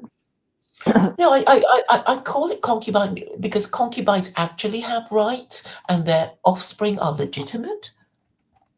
Well, yeah, I just wouldn't call it that. I would just call it a different type of marriage. So, yeah, I would just call it a different type of marriage. I would have different classifications of marriage. I wouldn't call it a concubine contract.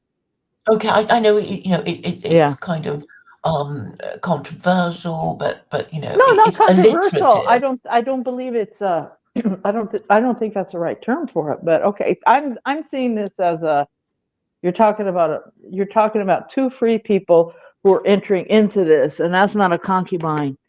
At least that's not how concubine marriage is looked at in Islam.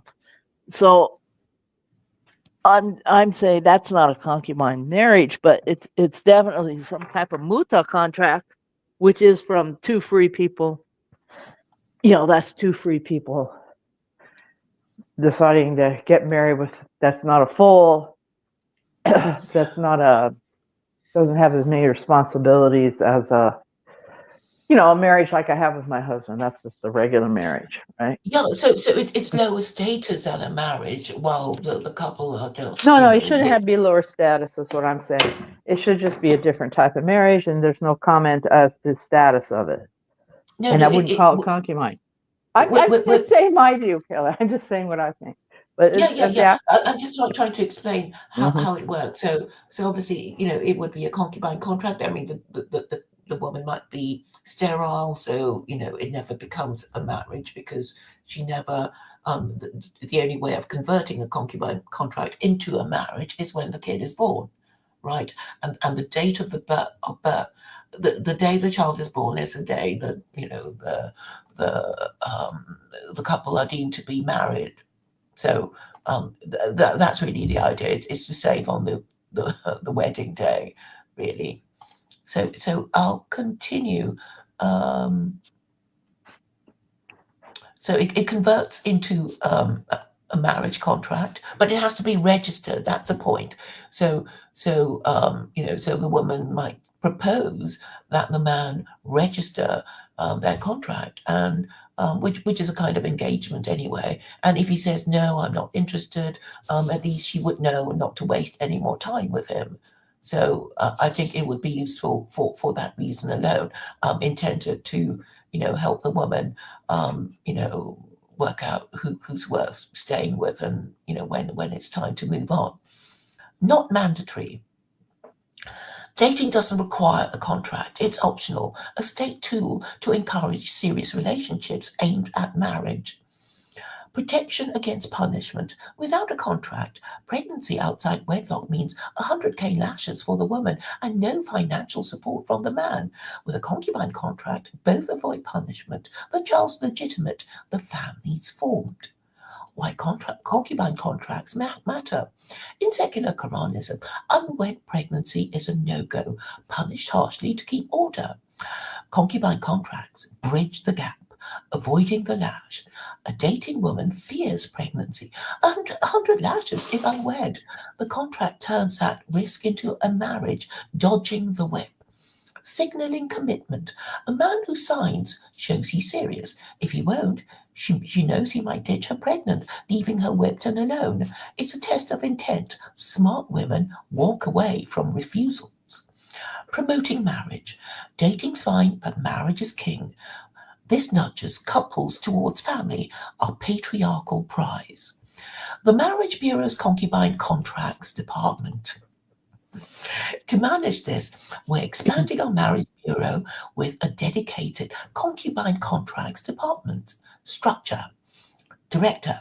Appointed by the Supreme Executor, reports to the Secular Quranist Council, oversees CCD operations. Regional offices, one per province. I'm afraid America will have to be turned into a unitary state, and all the different states will be provinces. But that's just in draft form. I'm sure many Americans would object. But anyway, regional offices, one per province. Wait. What was that you just said? About the state? I envisage a unitary state because if you're ever more perfect union, which I interpret to mean the founding fathers wanting a unitary state. Oh, okay. So you don't believe? Okay, all right. But okay, I mean, maybe I'm a bit. I haven't really decided anyway. I mean, it's just that Grok. No, I get it. Okay. Said province. I didn't, but anyway, it just means that I guess all the 50 states become a province of, Washington. Federalized. In other words, you're envisioning it as a federalized law instead of states' rights. Okay. Mm-hmm. Okay. But there are many versions, obviously. But I mean, anyway, regional officers, one per province, staffed by councillors, contract drafters, and registrars. 50 nationwide. Obviously one per state. Funding flat 20% tax, $100 million annually, covers staff outreach. Process. Application. Dating couples visit the CCD, bring ID, no SKP loyalty over. I don't know where that came in. Counselling, mandatory session, gender roles, contract terms, 30 minutes, ensuring intent. Drafting, Standard contract. If pregnancy occurs, this becomes a marriage contract at birth, customizable for property, signed and filed. Why does it have to become a okay, I'm equating this with a temporary marriage and a permanent marriage. Why are you I don't know, I think this needs some work, but it's possible. It's a possibility. I think it's a little bit off in practicality somehow. Why?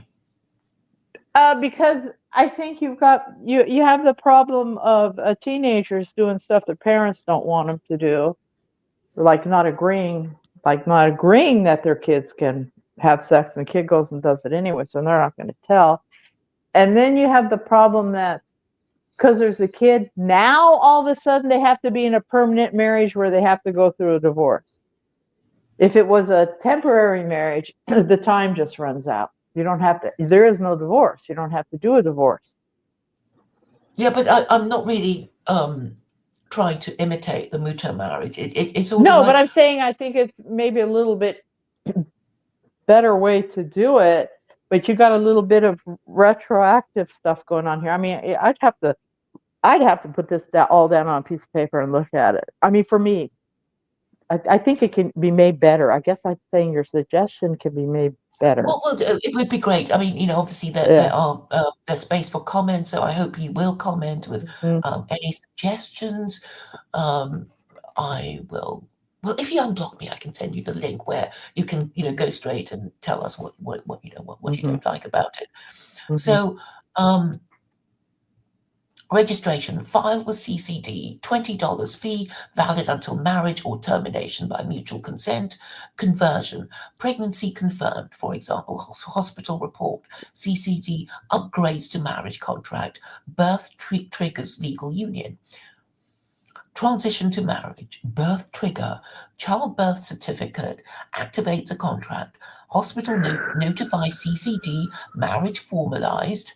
DNA option, father can request free DNA test. If not his, he's free, she's liable. Post-birth, couple joins marriage bureaus full services, counseling, abuse reporting. Because the marriage bureau will support couples with, counseling and matrimonial disputes resolution. Oversight, records, CCD tracks contracts, Corrales courts enforce conversions, SKBN role, Secular Corrales Broadcasting Network, that's what it's short for. Date smart, marry strong, propaganda pushes uptake, militia check, ensures compliance, no fake pregnancies to dodge, benefits to society, order maintained, fewer unwed mothers, no lashes, no chaos.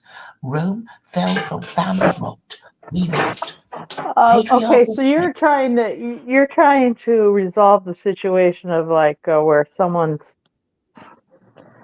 sort of been dating somebody and they ended up pregnant, and then they can sort of do this thing's going to make it retroactive, so the kid's no longer a bastard, so it's going to be, at birth it's considered a marriage, and then now these people have to go through a divorce to separate the parents, or no? Yeah, I mean, if you're married, then you have to, get divorced to end your marriage. But the advantage is that you don't have to pay for a wedding. Okay, and then it's automatic. Yes. Okay, so so it's a retroactive thing that this is not a bastard, and later in time, if these two parents go and get married, they don't need to get married. It's already deemed. It's a deeming provision. Oh, okay. So when the kid is born, you're deemed to have been married on your kid's birthday. Yeah, without a ceremony or anything. It's just automatic. Okay. That's kind of like that marriage they have in the U.S. Okay, like they have marriage in the U.S. You go down to the courthouse, you have to have your blood test and all that stuff. But if you're actually living together, you can skip the blood test. Okay, so now. What about you got two kids? I mean, two people.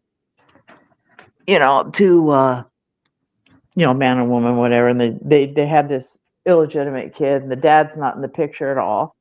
So, she gets her whipping. And then they manage to find the guy way later. And then they can do the concubine contract, say, register that, and now the kid's legitimate all of a sudden. No, well, if she finds the father of her child, of her illegitimate offspring, and he says, "Okay, I'll marry you," then the child becomes legitimate, right?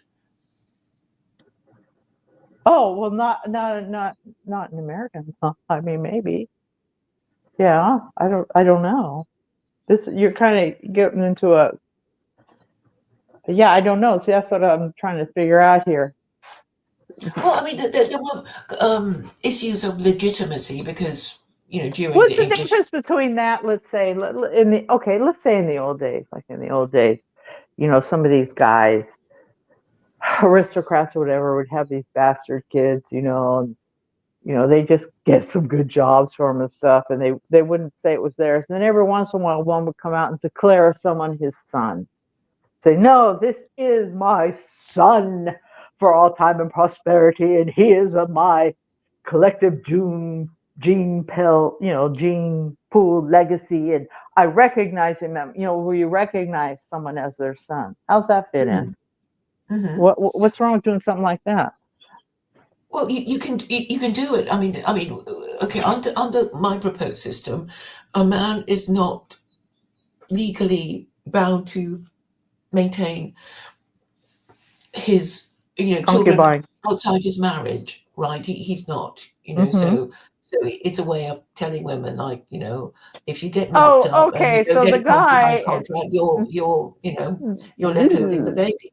This guy's going to be this guy. Okay, so under the concubine contract, they have the kid, the bastard kid, but we're going to clean this up right now. And Dad showed up and said, "Oh yeah, we concubine marriage or whatever," and it's legitimate. He's going to have to cough up child support, right? Yes. Okay, he's coughing up child support now. Okay, all right. Yeah, I mean, it could be, oh, was that my kid? Well, I'm not really sure. But you got the DNA test for that, yeah. Yeah, exactly. So that there's no anxiety that they're being tricked or anything, for men, as far as men are concerned.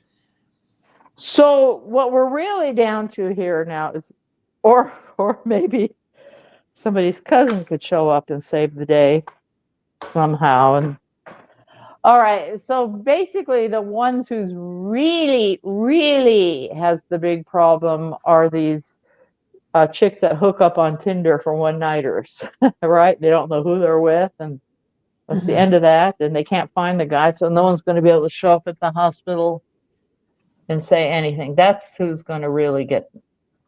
Well, I can see anyone getting in trouble with any of this, but that's the one who has no hope.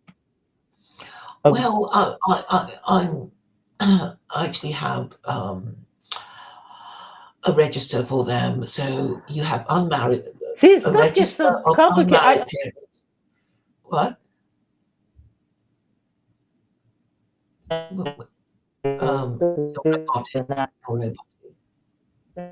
What were you saying, Carol?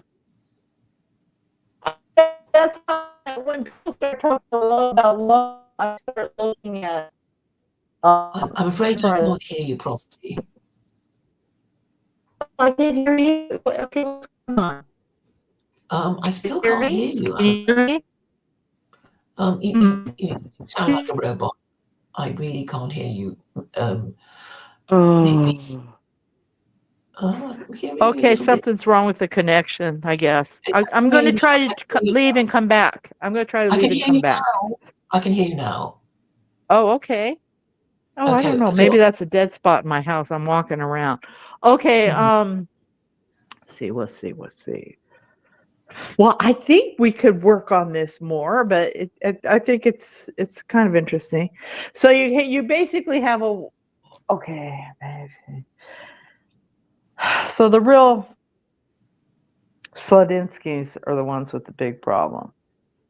And then you can have Sludinskis. Okay, I think I know what you mean. The Sludinskis, yeah. All right, so the Sludinskis are going to have a big fat problem if they show up pregnant. And then you have, yeah, like those people that go to, what is it they all run around on Florida? Summer break, the summer break party Oh, hardy spring people. break. Yeah, spring break. They don't know Mhm. what's going on. I don't know what I did that week, but I don't remember anybody. Yeah, okay. Yeah, that's kind of, I don't know. Might be It workable sounds like somehow. it could work. So basically, for unmarried parents, two. They will be divided between repentant unmarried parents and unrepentant unmarried parents. So RUP and UUP, and the repentant unmarried parents, their kids go to B plus school.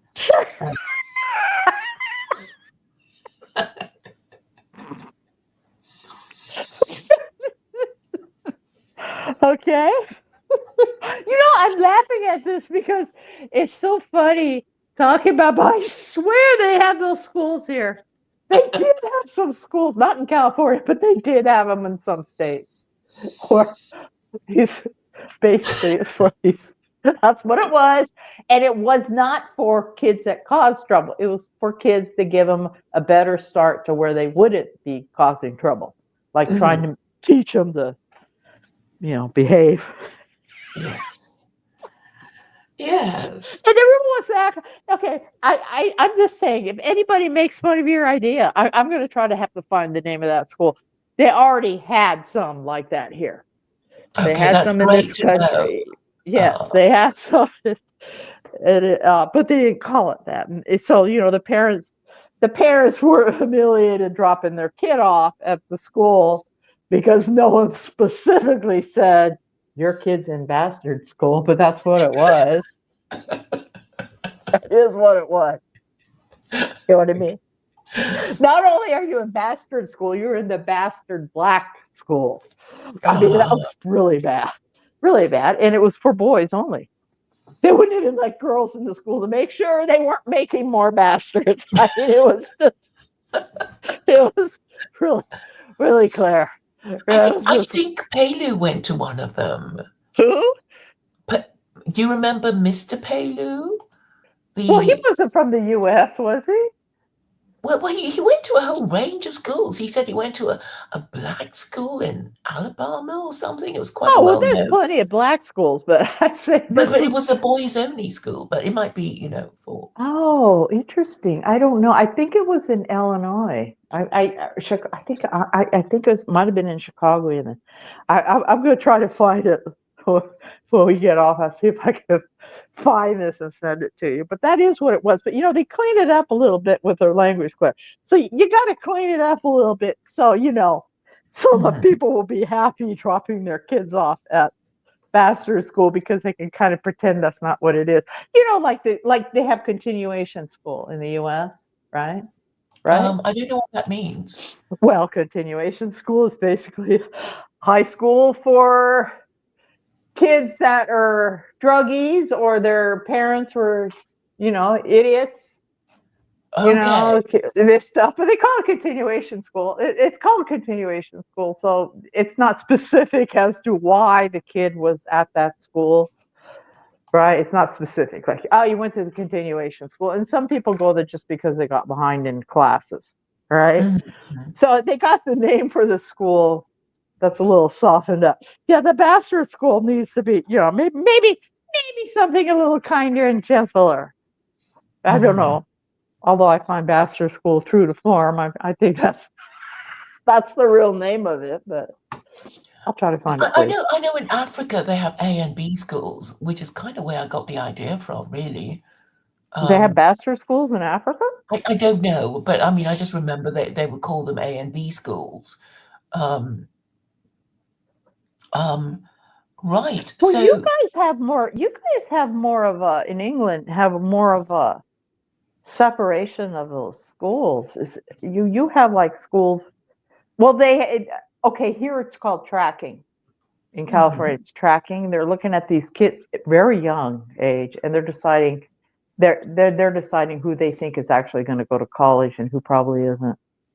And so they decide that, and it's called tracking. So they try to track those kids into a class that they think they're going to go to college. And then you have the gate kids that actually test, and then you have the seminar kids that test the top. I think it's 2%, but maybe it's 10 of the gate kids, out of the gate kids, like highest scores out of that. Basically, it was to create scientists because the U.S. thought they were falling behind. But they tracked the kids like that. So the other classes, the kids they've tracked into the class that they think that those are the kids that are going to go to college, those classes move faster and they get more comprehensive instruction. They get more, okay, like say in their English class, maybe they'll actually read a classic. You know what I mean? Our education is so awful now. You know, you have people graduated from college in English degrees, and I'm not sure they've read very many classics even. But you know, it's kind of like that. So they do have those separations, but it's basically, you know, smarties, dummies, and then you got special ed for those that we're going to give you a diploma so somehow you can get a job bagging groceries at a store. You know what I'm saying? So we're going to give you guys a diploma. Anyway, that's continuation. Anyway, so this different tracking, that's on the same campus, and then continuation school is one where you go over. It's a different campus usually, and they have a bunch of kids from, you know, different areas going in there. Which, you know, they're not all dumb. Like I know someone who went to continuation school, a guy, and you know, he has a master's. I mean, it's not all, you know. They play games over here with the. He was smart. In other words, he was academic. He was an academic type of person. And yeah, so yeah, they do have those classifications. And I think in England, you guys, it's more obvious. Like okay, maybe you have schools like for working class, right? Didn't the Beatles all go to working class school? Some kind of a working class school? Secondary modern maybe. I can look that up for you because. Under the old system, if you're smart and you pass your 11 plus, you get to go to grammar school. And if you're not particularly academically gifted, you go to secondary but modern, where you might, you know, learn more conventional non-academic subjects. You know, well, those weren't stupid, the Beatles. I don't know how they ended up, if that's how they classify them. I thought it was more of a class distinction, more of a class separation. Like, you know, we're okay, you guys are from underprivileged, so we're going to give you a chance over at this harder school. That's what I kind of thought went on with them. They're not stupid. None of the Beatles were stupid. You can't play music and be stupid. That's the same skill as math. They understand I think it's patterns. whether, you know, your parents can afford to send you to boarding school, a private school. Well, they weren't going to Eton, I know that, but yeah. So yeah, I think they were all from working class. Those Beatles, all of them, but somehow I don't know if they were at the same school or what. I don't know how they met or anything, but they were at some kind of school that wasn't. I don't know. They were allowed to go to it for some reason, or they had to go to it. I don't know which one it was. Yeah, I'm looking up. John Lennon. So I'm trying to. I don't think it says which school he went to. They didn't bother mentioning it. Let me just check. Early years. They mentioned where he was born in Liverpool maternity hospital.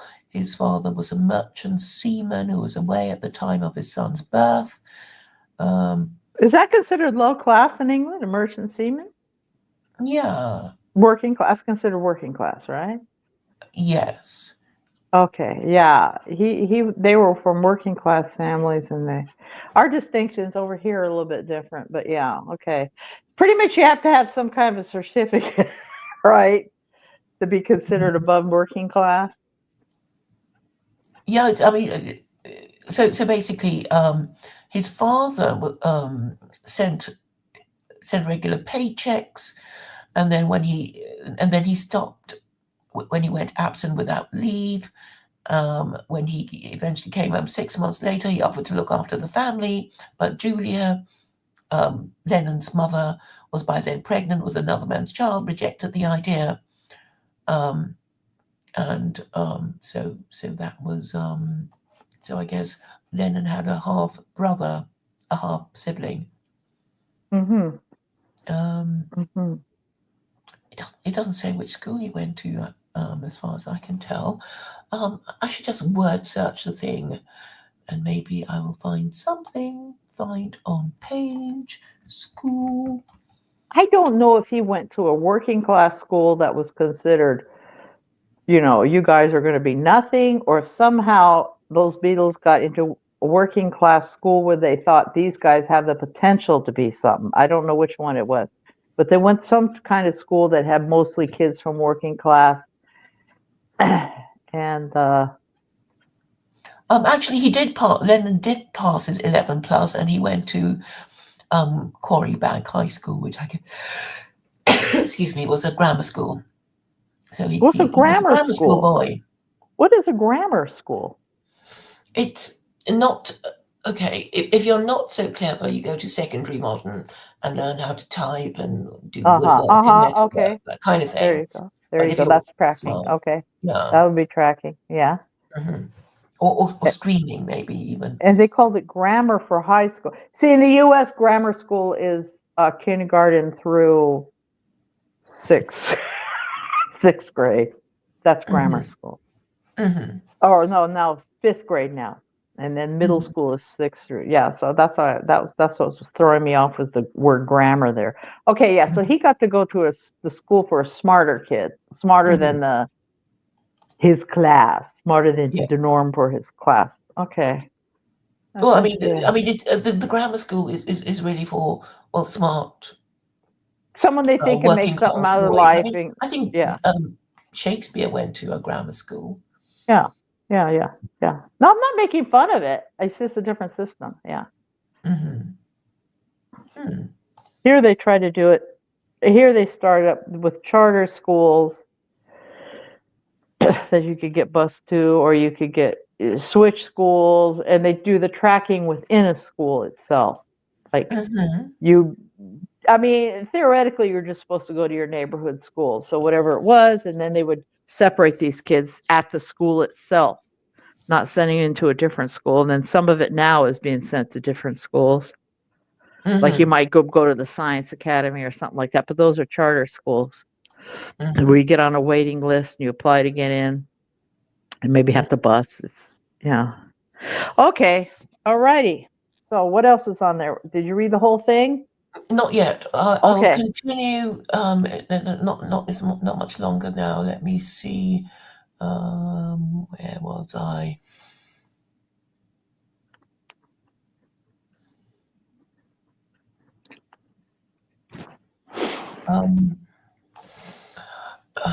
Patriarchal strength. Men commit to walk. Women pick serious partners. Families form. Pregnancy safety test. Contracts turn risks into marriages. Kids get fathers. Serious dating. Casual flings fade. Marriage rises.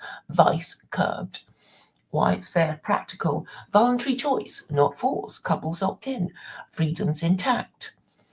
Protection for women. A boyfriend's refusal flags his intent. She's not left whipped and broke. No violence. Avoids whipping. Ceremonial. Wrist slapping. Enough for wives. Secular logic. No religious guilt. Just a smart fix for human nature. Our commitment. SKP. Claire, you're really reviving the shotgun wedding here. Only in a different way, where where you actually don't have to show up with the rifle or something and make the guy do it. You're actually creating an incentive for teenagers, parents, to do something so those kids aren't considered bastards in society, when right now they do everything they can to make them bastards in society. Like, they don't want them to have to get married, but you're giving them an alternative to a regular marriage, this concubine thing. And then, if the kid gets pregnant, okay, we go, this is a concubine marriage, register the damn thing, show up at the hospital, then you can file for divorce later. You're giving an incentive. That it's an interesting incentive, I think, for the grandparents of these kids to really insist that these kids make it right, which is what used to go on in the old days. So this is interesting, because I think it would cause the grandparents to say, "Damn it, Sylvia, your kid's going to go to bastard school. Oh my God, go get Sid. Where are his parents? Look, you guys, they're doing the concubine marriage, and then they're going to get a divorce 2 weeks later after this brat is born. Do you understand me?" I can see this happening. I can see that being very productive. I can see it from that standpoint, to be honest. Because right now, what everyone's saying is they're too young to get married. They're not mature enough to get married. Oh, bastard! Hi, bastard baby. Yeah, they're not mature enough to get married. All this. This is. I think it's kind of an interesting idea. Great. Interesting. Yeah. Vincent, Carol likes it. Likes what?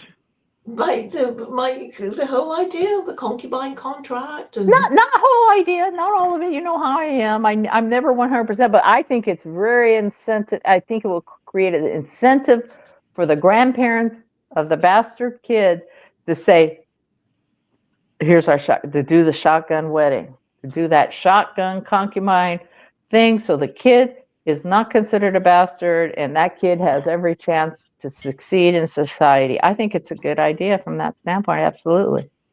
Because I'm getting sick of these grandparents.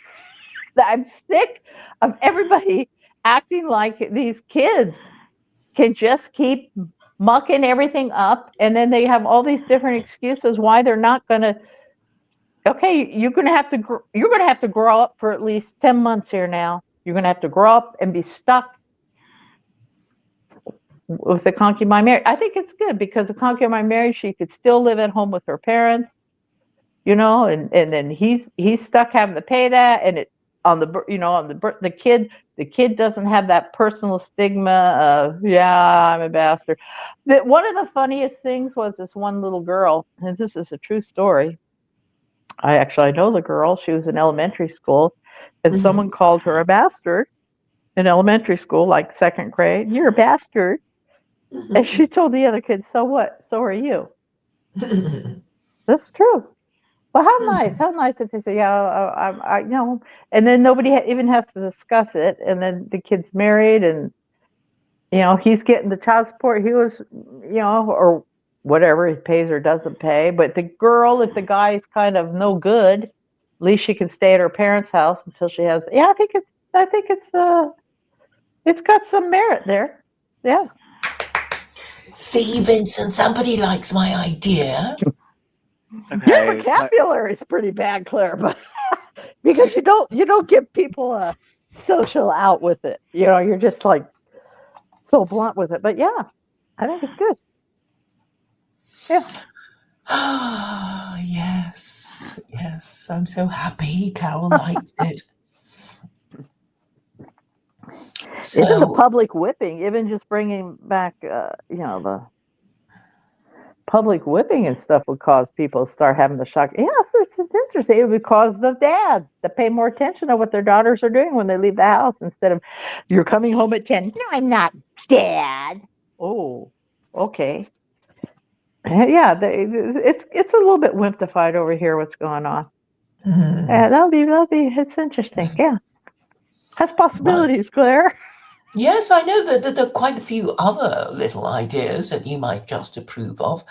So I'll just finish it. Okay. The Finish last reading bit. it. Our Yeah. commitment. The SKP pledges to launch the CCD, Concubine Contract Department, expand marriage bureaus, contracts ready, day one. Promote commitment, push serious dating, marriage, not mess, keep order, ensure contracts work, no illegitimacy, just families, join the serious future, support the SKP to back contracts, endorse concubine contracts, date smart, marry strong, protect women, give them tools, know he's serious, or walk away, build the SKWS, forge a world where dating leads to family, order wins. Concubine contracts aren't just paper, they're power. A dating safety net, a commitment test, a family maker, secular Quranism's way to keep love orderly and punishment off the table. Join us to make it real. Yeah. Hmm. Mm-hmm. Yes. Yeah. I wonder what else Carol might like. But I think, we've got so many, we've worked so hard on the whole thing. I suppose you'd enjoy the the Registry of Religion one, because that was what we started talking about.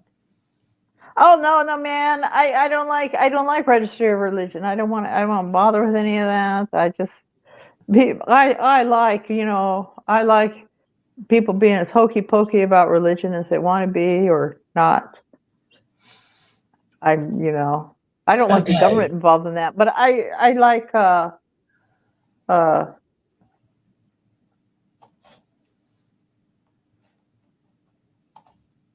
okay. What else you got? There's a whole bunch of things, I guess. Okay, stop me. I'll just start from number one. Okay.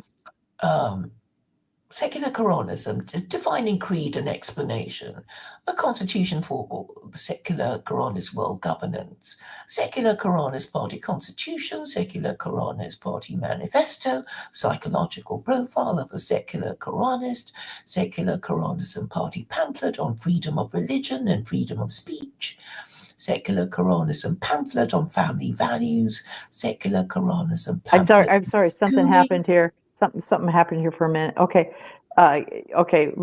Read each one a little bit slow. Each one again. I'm sorry. I'm sorry, Vincent. I'm sorry, everybody. Sorry, world. I had to stop for a second and look at something. Okay. Okay, I'll just go back. Yeah.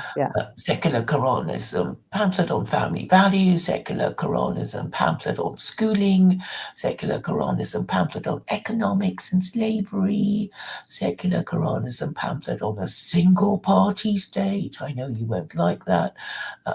Secular Quranism pamphlet on marriage and divorce. Secular Quranism presidential hopeful speech. Secular Quranism, the vision of near utopia. Wait a minute. What's that one? The utopia one? What's that? It's just a vision, a utopian vision of secular Quranism. Are these all grok generated? Yes. Okay, keep going. Does secular Quranism clash with the USA Constitution? Secular Quranism. Oh yeah, let's go with that. I always like that kind of discussion. Let's go with that. Does it clash with the Constitution? Convince me it doesn't, Claire. Let's hear it. Okay. Essay, does secular Quranism conflict with the US Constitution? Secular Quranism, as articulated by Claire Core and elaborated into a comprehensive legal and political system, presents a vision of governance rooted in secularized Quranic laws, emphasizing authoritarian unity, patriarchal family structures, and economic fairness without socialism. Its proponents within the secular Quranist party advocate for its adoption as foundation of the secular Quranist world state, a one-party state that would replace existing national frameworks, including that of the United States. This essay evaluates whether secular Quranism conflicts with the US Constitution, analyzing its provisions against the Constitution's core tenets, individual rights, democratic pluralism, federalism, and separation of powers. While secular Quranism offers certain compatibilities, its authoritarian structure, restrictive social policies, and rejection of pluralism reveal profound conflicts with the US constitutional framework. Secular Quranism's core provisions. Secular Quranism establishes a one-party state under the SKP, led by the Supreme Executor and Secular Quranist Council, SKC, with no competing political parties. Its economic system bans usury, imposes a 20% flat income tax, eliminates inheritance tax, and replaces welfare with government-owned slavery overseen by slave visitors. Socially, Okay, go on. Go on.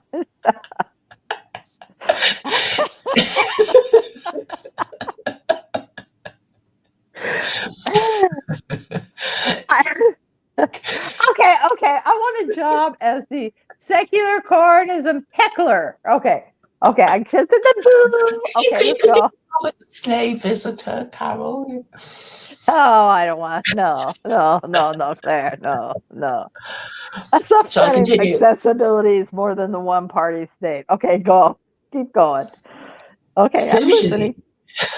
Socially, it mandates marriage contracts, prohibits no-fault divorce, bans civil unions and gay marriage, restricts birth control to married mothers with completed families, for example, 4 children, or prostitutes, and outlaws public homosexuality while allowing private domestic partnerships under strict conditions. But Claire, what if she don't want to be a baby maker?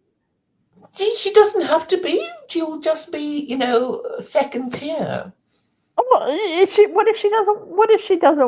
she health-wise can't have any more kids? That's okay. Then she doesn't. Okay. The contract. As long as she gets a doctor's certificate. Oh, okay. Keep on. Okay. Education is tiered: A, B plus schools based on parental marital status, with a state-controlled curriculum teaching Quranic knowledge, moral reasoning, and secular Quranism laws, ending co-education at secondary level.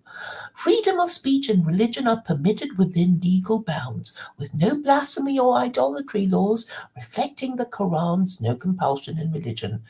Wait. What is secondary? What is secondary for you? When you say school is separated, high school, not junior high? Okay, what age is junior high? God, let's see. I would say you start high school at 15. So 14, 13, maybe 14. Okay, so junior high is what, 11 and 12, is it? No, 11. That would be middle school now because they have middle school. 11. I would say junior high would be 12. 12. Okay. Yeah. So that would be secondary as far as I'm concerned. From like around. So you're talking about what the old junior high would have been and high school. Yeah. Oh, okay. I'm not really sure. Excellent. Okay. Good. I'm glad it has your approval.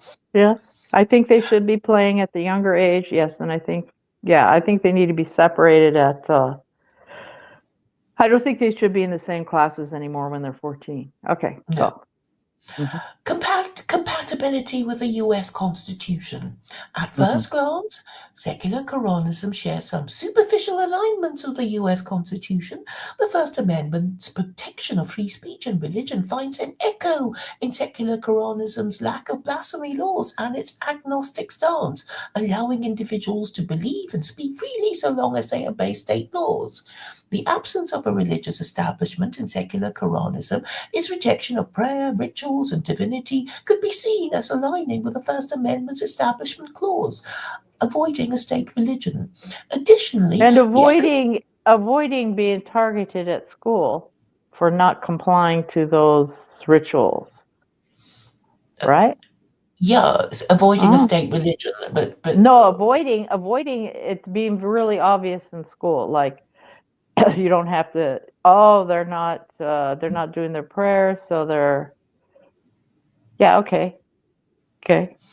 well, you can I pray see. to the Abrahamic or the most powerful God conceivable. That kind No, of I'm saying vein. is it relieves the teachers from having to tell kids to do any of this. Okay, go on. Yeah, a good, a good. I'm glad you Mm-hmm. approve. Mm-hmm. Additionally, the economic simplicity of a flat tax and no inheritance tax might appeal to constitutional advocates of limited government, resonating with the 10th Amendment's reservation of powers to the states or people.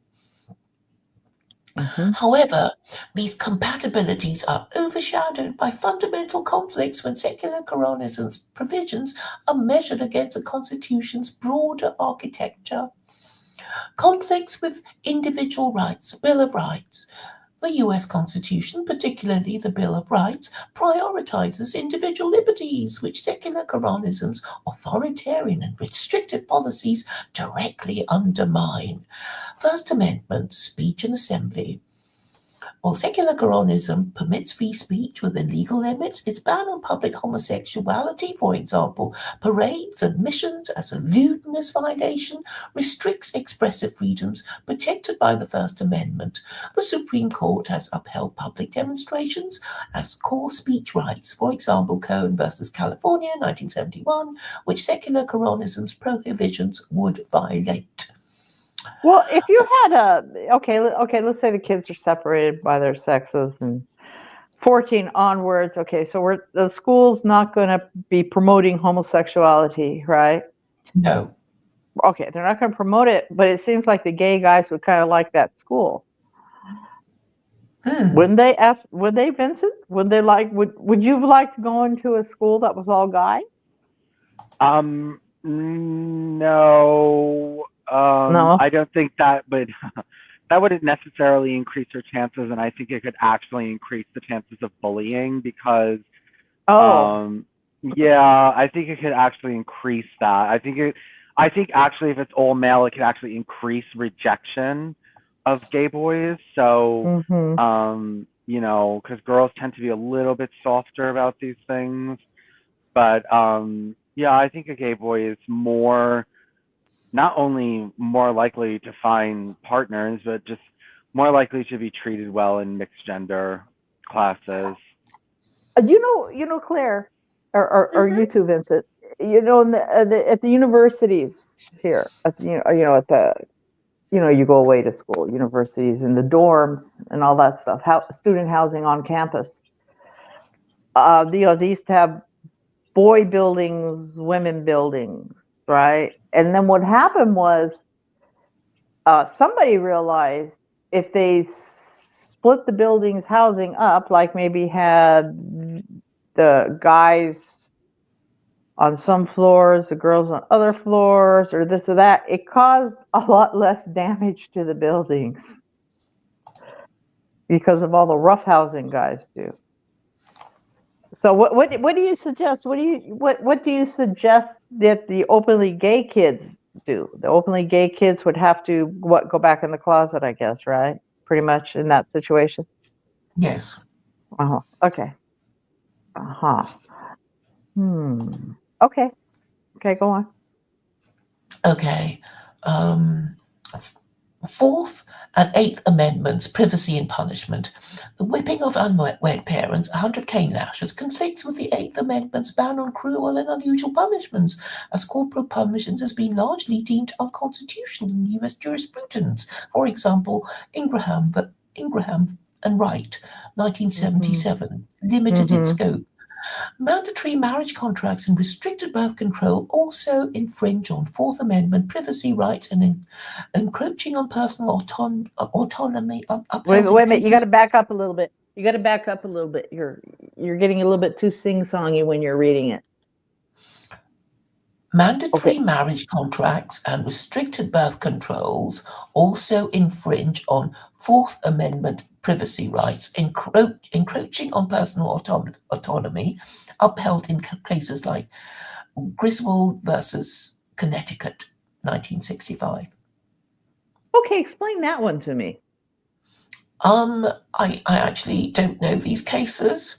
I'm just reading it out. Okay, so it's saying, what is it saying about this contraceptives on individual?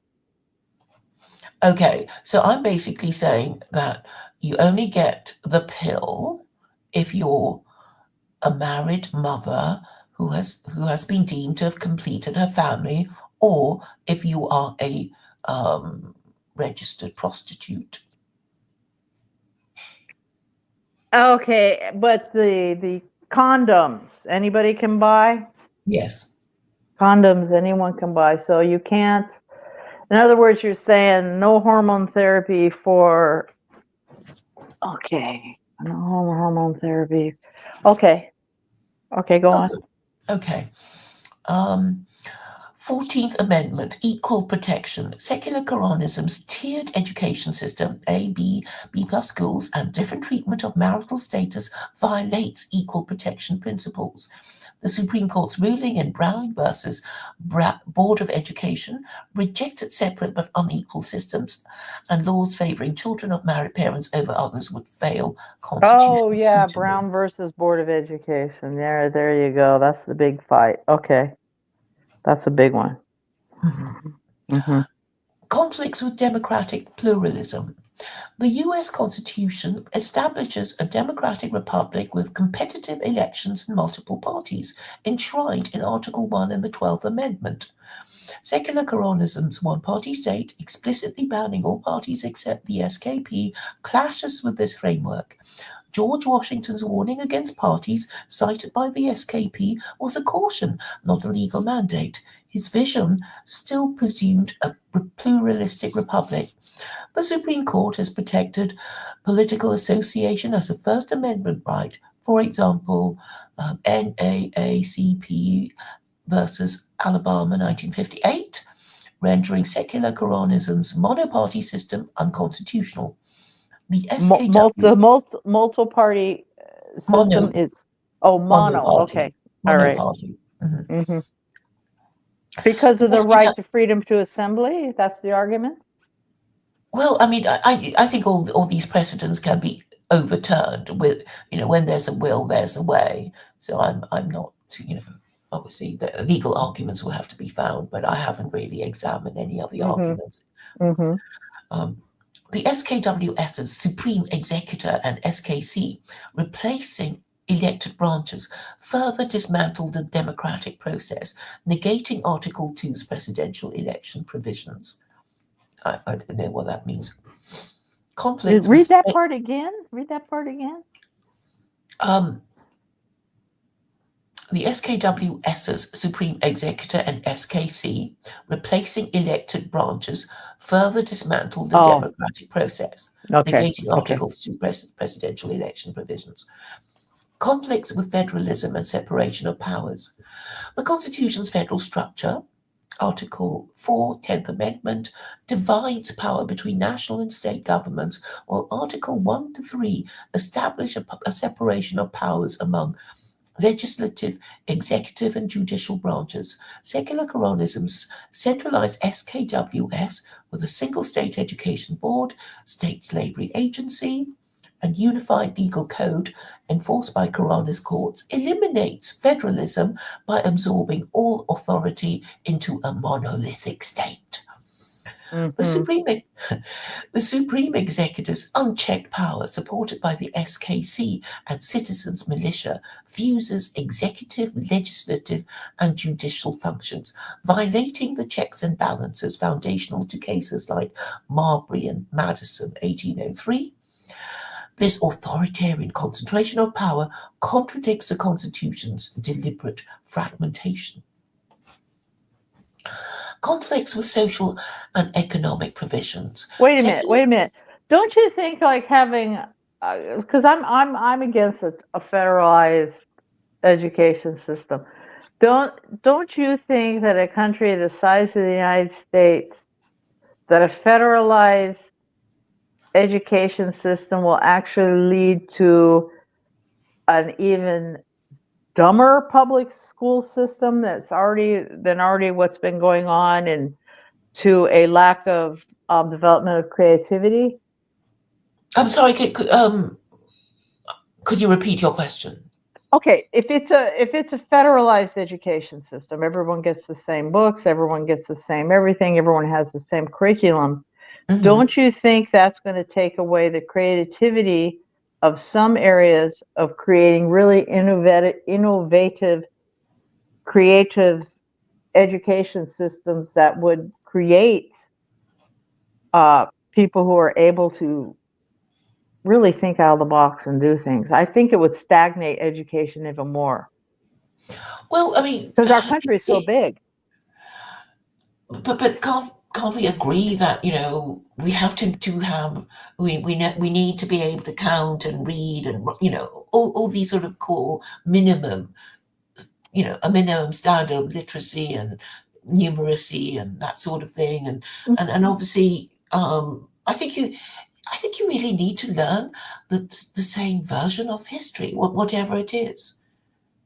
Well, maybe the social studies and stuff. You need to know whatever the how do you say it, the supporting mythos of government. Yeah, you need to learn all that stuff. But it seems to me that the more federalized it gets, and the more government controlled it is, the dumber the scores are getting, and the less creative these kids are. It's almost like you're taking you do have some areas in the country where kids are just smarter. There are areas like that, and a lot of it has to do with kids who can use tools when they're young.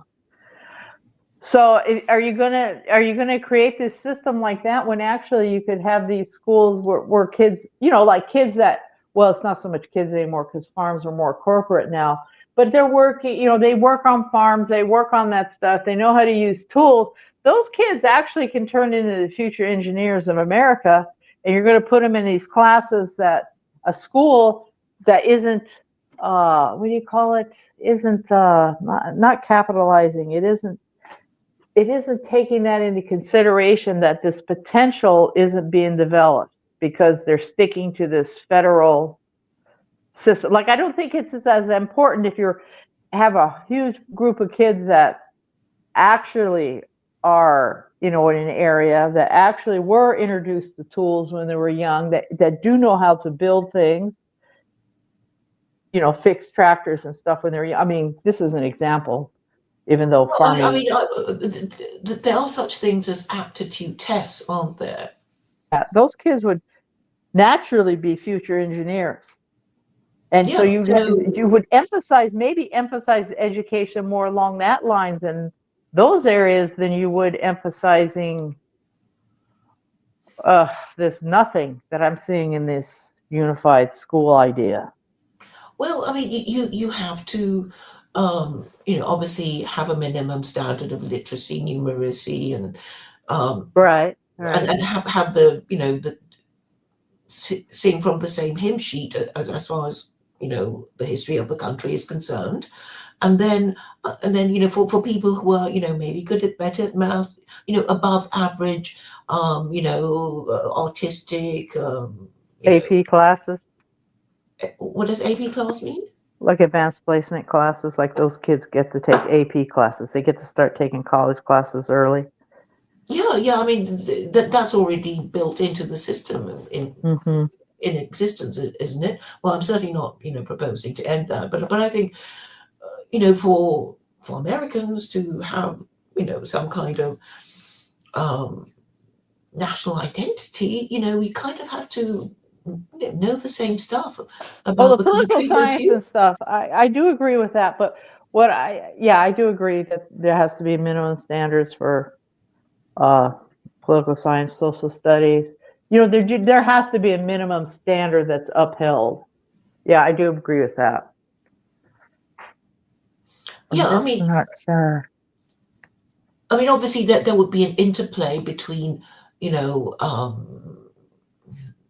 the actual state. I mean, I get it that, you know, certain states would be good at certain things because, you know, like, oh, you know, the Bible Belt, the Corn Belt, you know, that, you know, in those places would be, you know, the agricultural colleges and things, right? And then because, you know, obviously the agricultural college would be where the Oh, agriculture is. what I'm seeing, okay, well, I think I'm getting off the subject because you got to be reading that thing. But I just want to say what I'm seeing is incredible amount of boredom in these schools, public school here in the United States. Incredible amount of boredom. It's not it's like these kids are not even being raised up to their potential. They're being bored so bad they don't even try and they won't. Who is it? Okay, just a second. I have to answer the door. Go ahead and read. Okay. Okay. Okay. I will now read. I sort of feel I should. No, I'll wait for Carol to come back. No, I'm here. I'm listening. I just didn't want Oh, you to hear okay, my okay, husband and me. Yeah. Okay. okay. Let me see where I am now. Um, conflicts with social and economic provisions. Secular Quranism's economic and social policies also raise constitutional issues. Slavery, replacing welfare with government-owned slavery, even with protections, conflict with the 13th Amendment's abolition of slavery and involuntary servitude, except as a punishment for crime. Secular Quranism's use of slavery for poverty, not criminality, lacks constitutional grounding.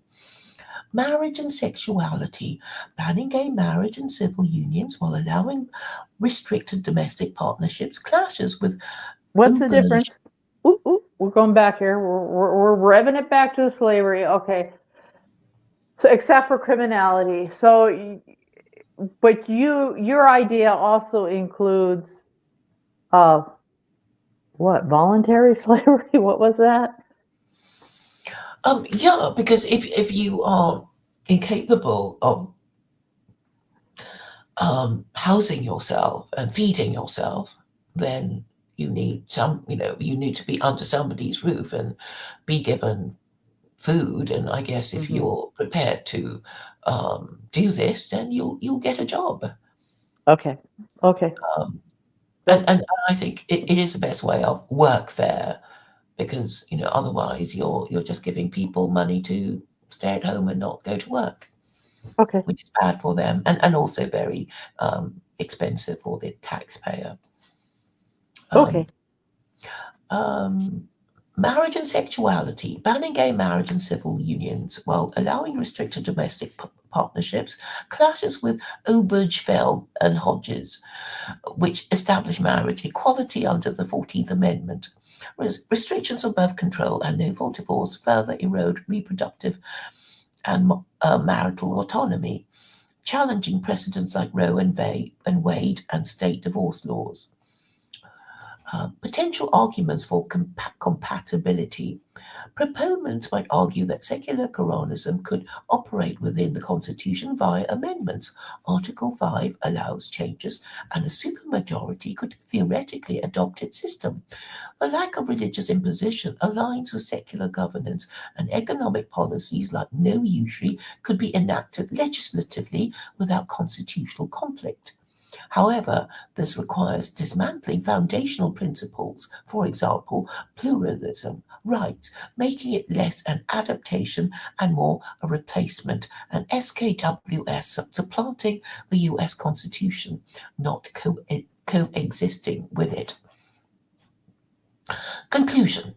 Secular Quranism conflicts profoundly with the US Constitution. Its one party state undermines democratic pluralism, its social restrictions, whipping, homosexuality bans, birth control limits violate individual rights. Its slavery system breaches the 13th Amendment, and its centralized authority eradicates federalism and separation of powers. While it shares a veneer of compatibility, free speech within bounds, no state religion, these are dwarfed by its authoritarian patriarchal core, which rejects a constitution's emphasis on liberty, equality, and distributed power.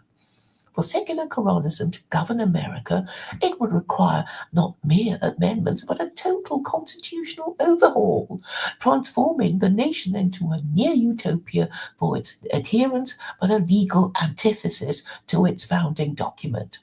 The SKP's vision, as compelling as it may be to order seekers, stands in irreconcilable opposition to the US Constitution as it exists.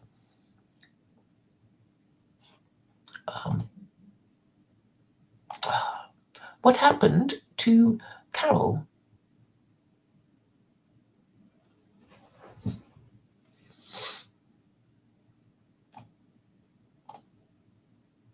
Hello, Carol.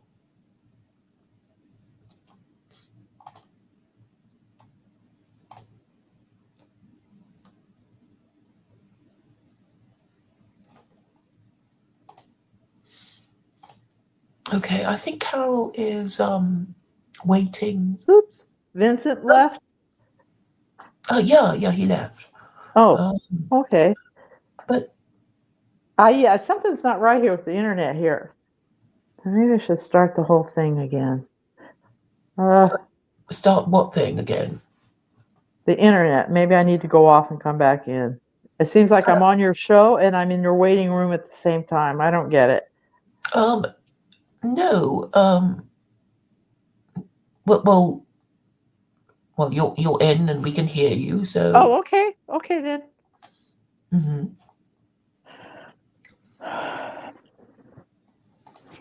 Alrighty. Well, I finished reading the pamphlet. So, okay. Okay. You did. I guess it's too technical, really, to go into it, and I haven't really, explored it. Okay. Well, I'm going to have to go now because I have to go do some stuff. But this was fun, Claire. Yes, come back again. I've got so many more documents for you. Yeah, that's fun. That's fun. I like it. I like this. Yeah. Okay. Oh, good. All I right. mean, well, really, thank you for coming, and I'm glad you also enjoy it. Okay. All right. Okay. Take care. Assalamu alaikum. Assalamu alaikum. Now, where is Vincent?